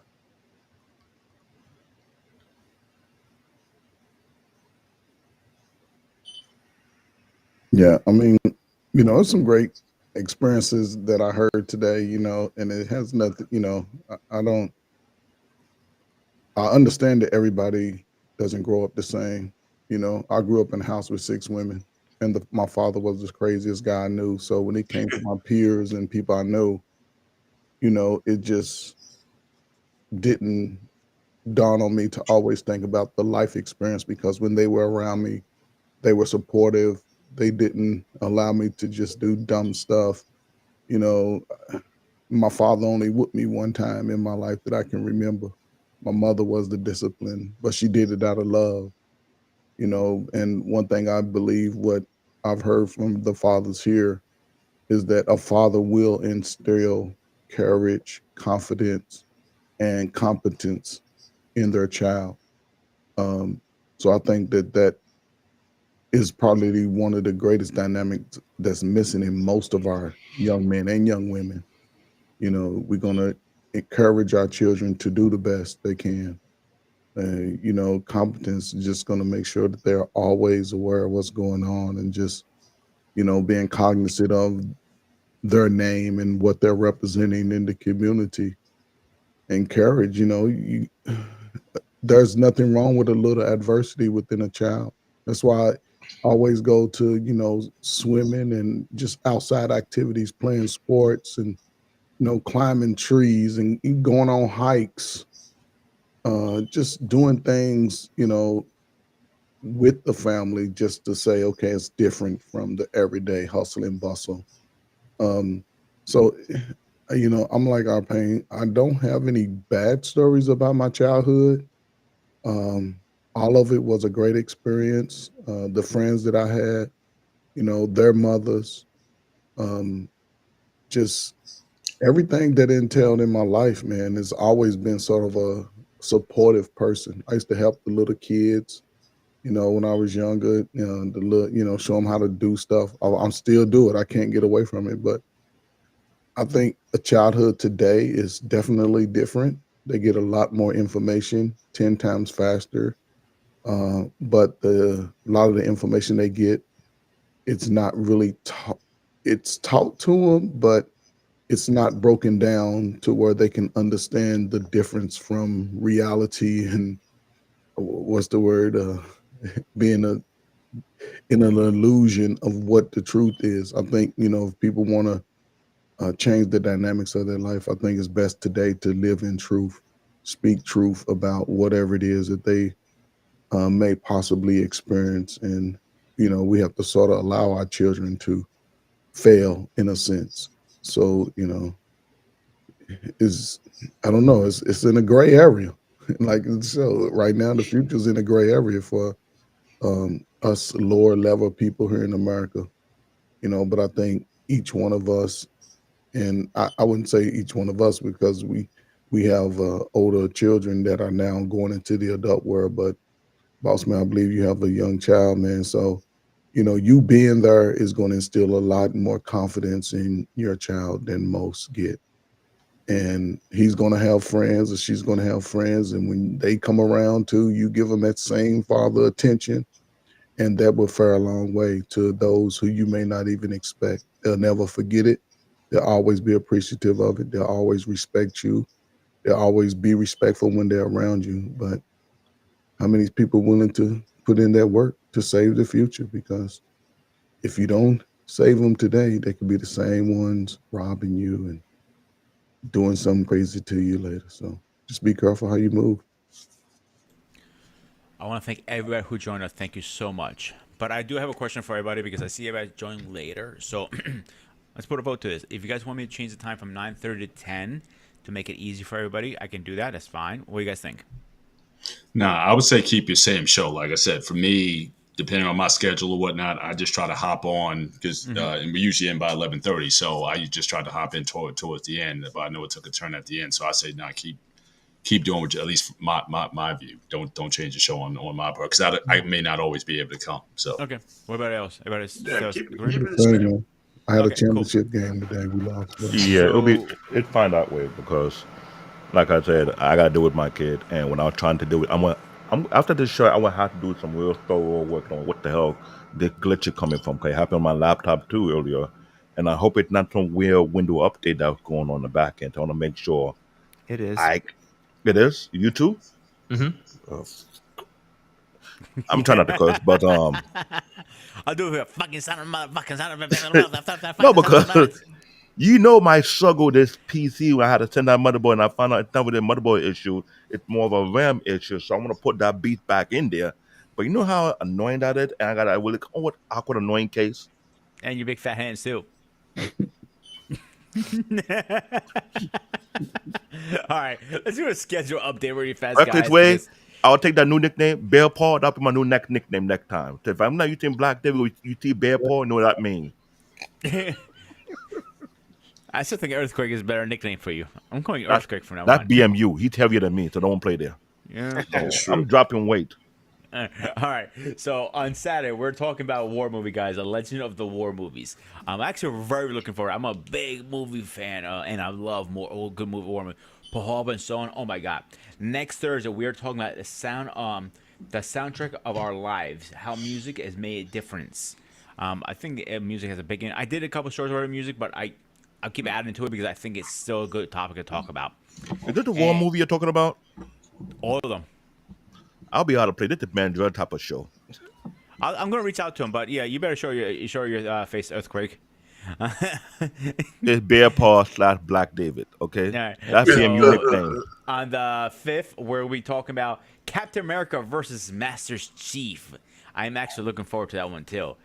And this is the one I've been wanting to do for a long time. On the 10th, is I don't need a man in my fucking life. Oh, I hate when people say that. I hate when a fucking woman say that. So I am actually going there this time. Oh, yes, I am. Oh, so, boy. except that, as always, I am not keep doing that. This is Spartan. This is Spartan HQ Network. I am the Ghost of Sparta. He is Earthquake, Mr. President, Black David, Coach, Bear Paw. Grandpa Time, and Boss Man. As always, stay fresh, stay safe, and see you guys in the next one.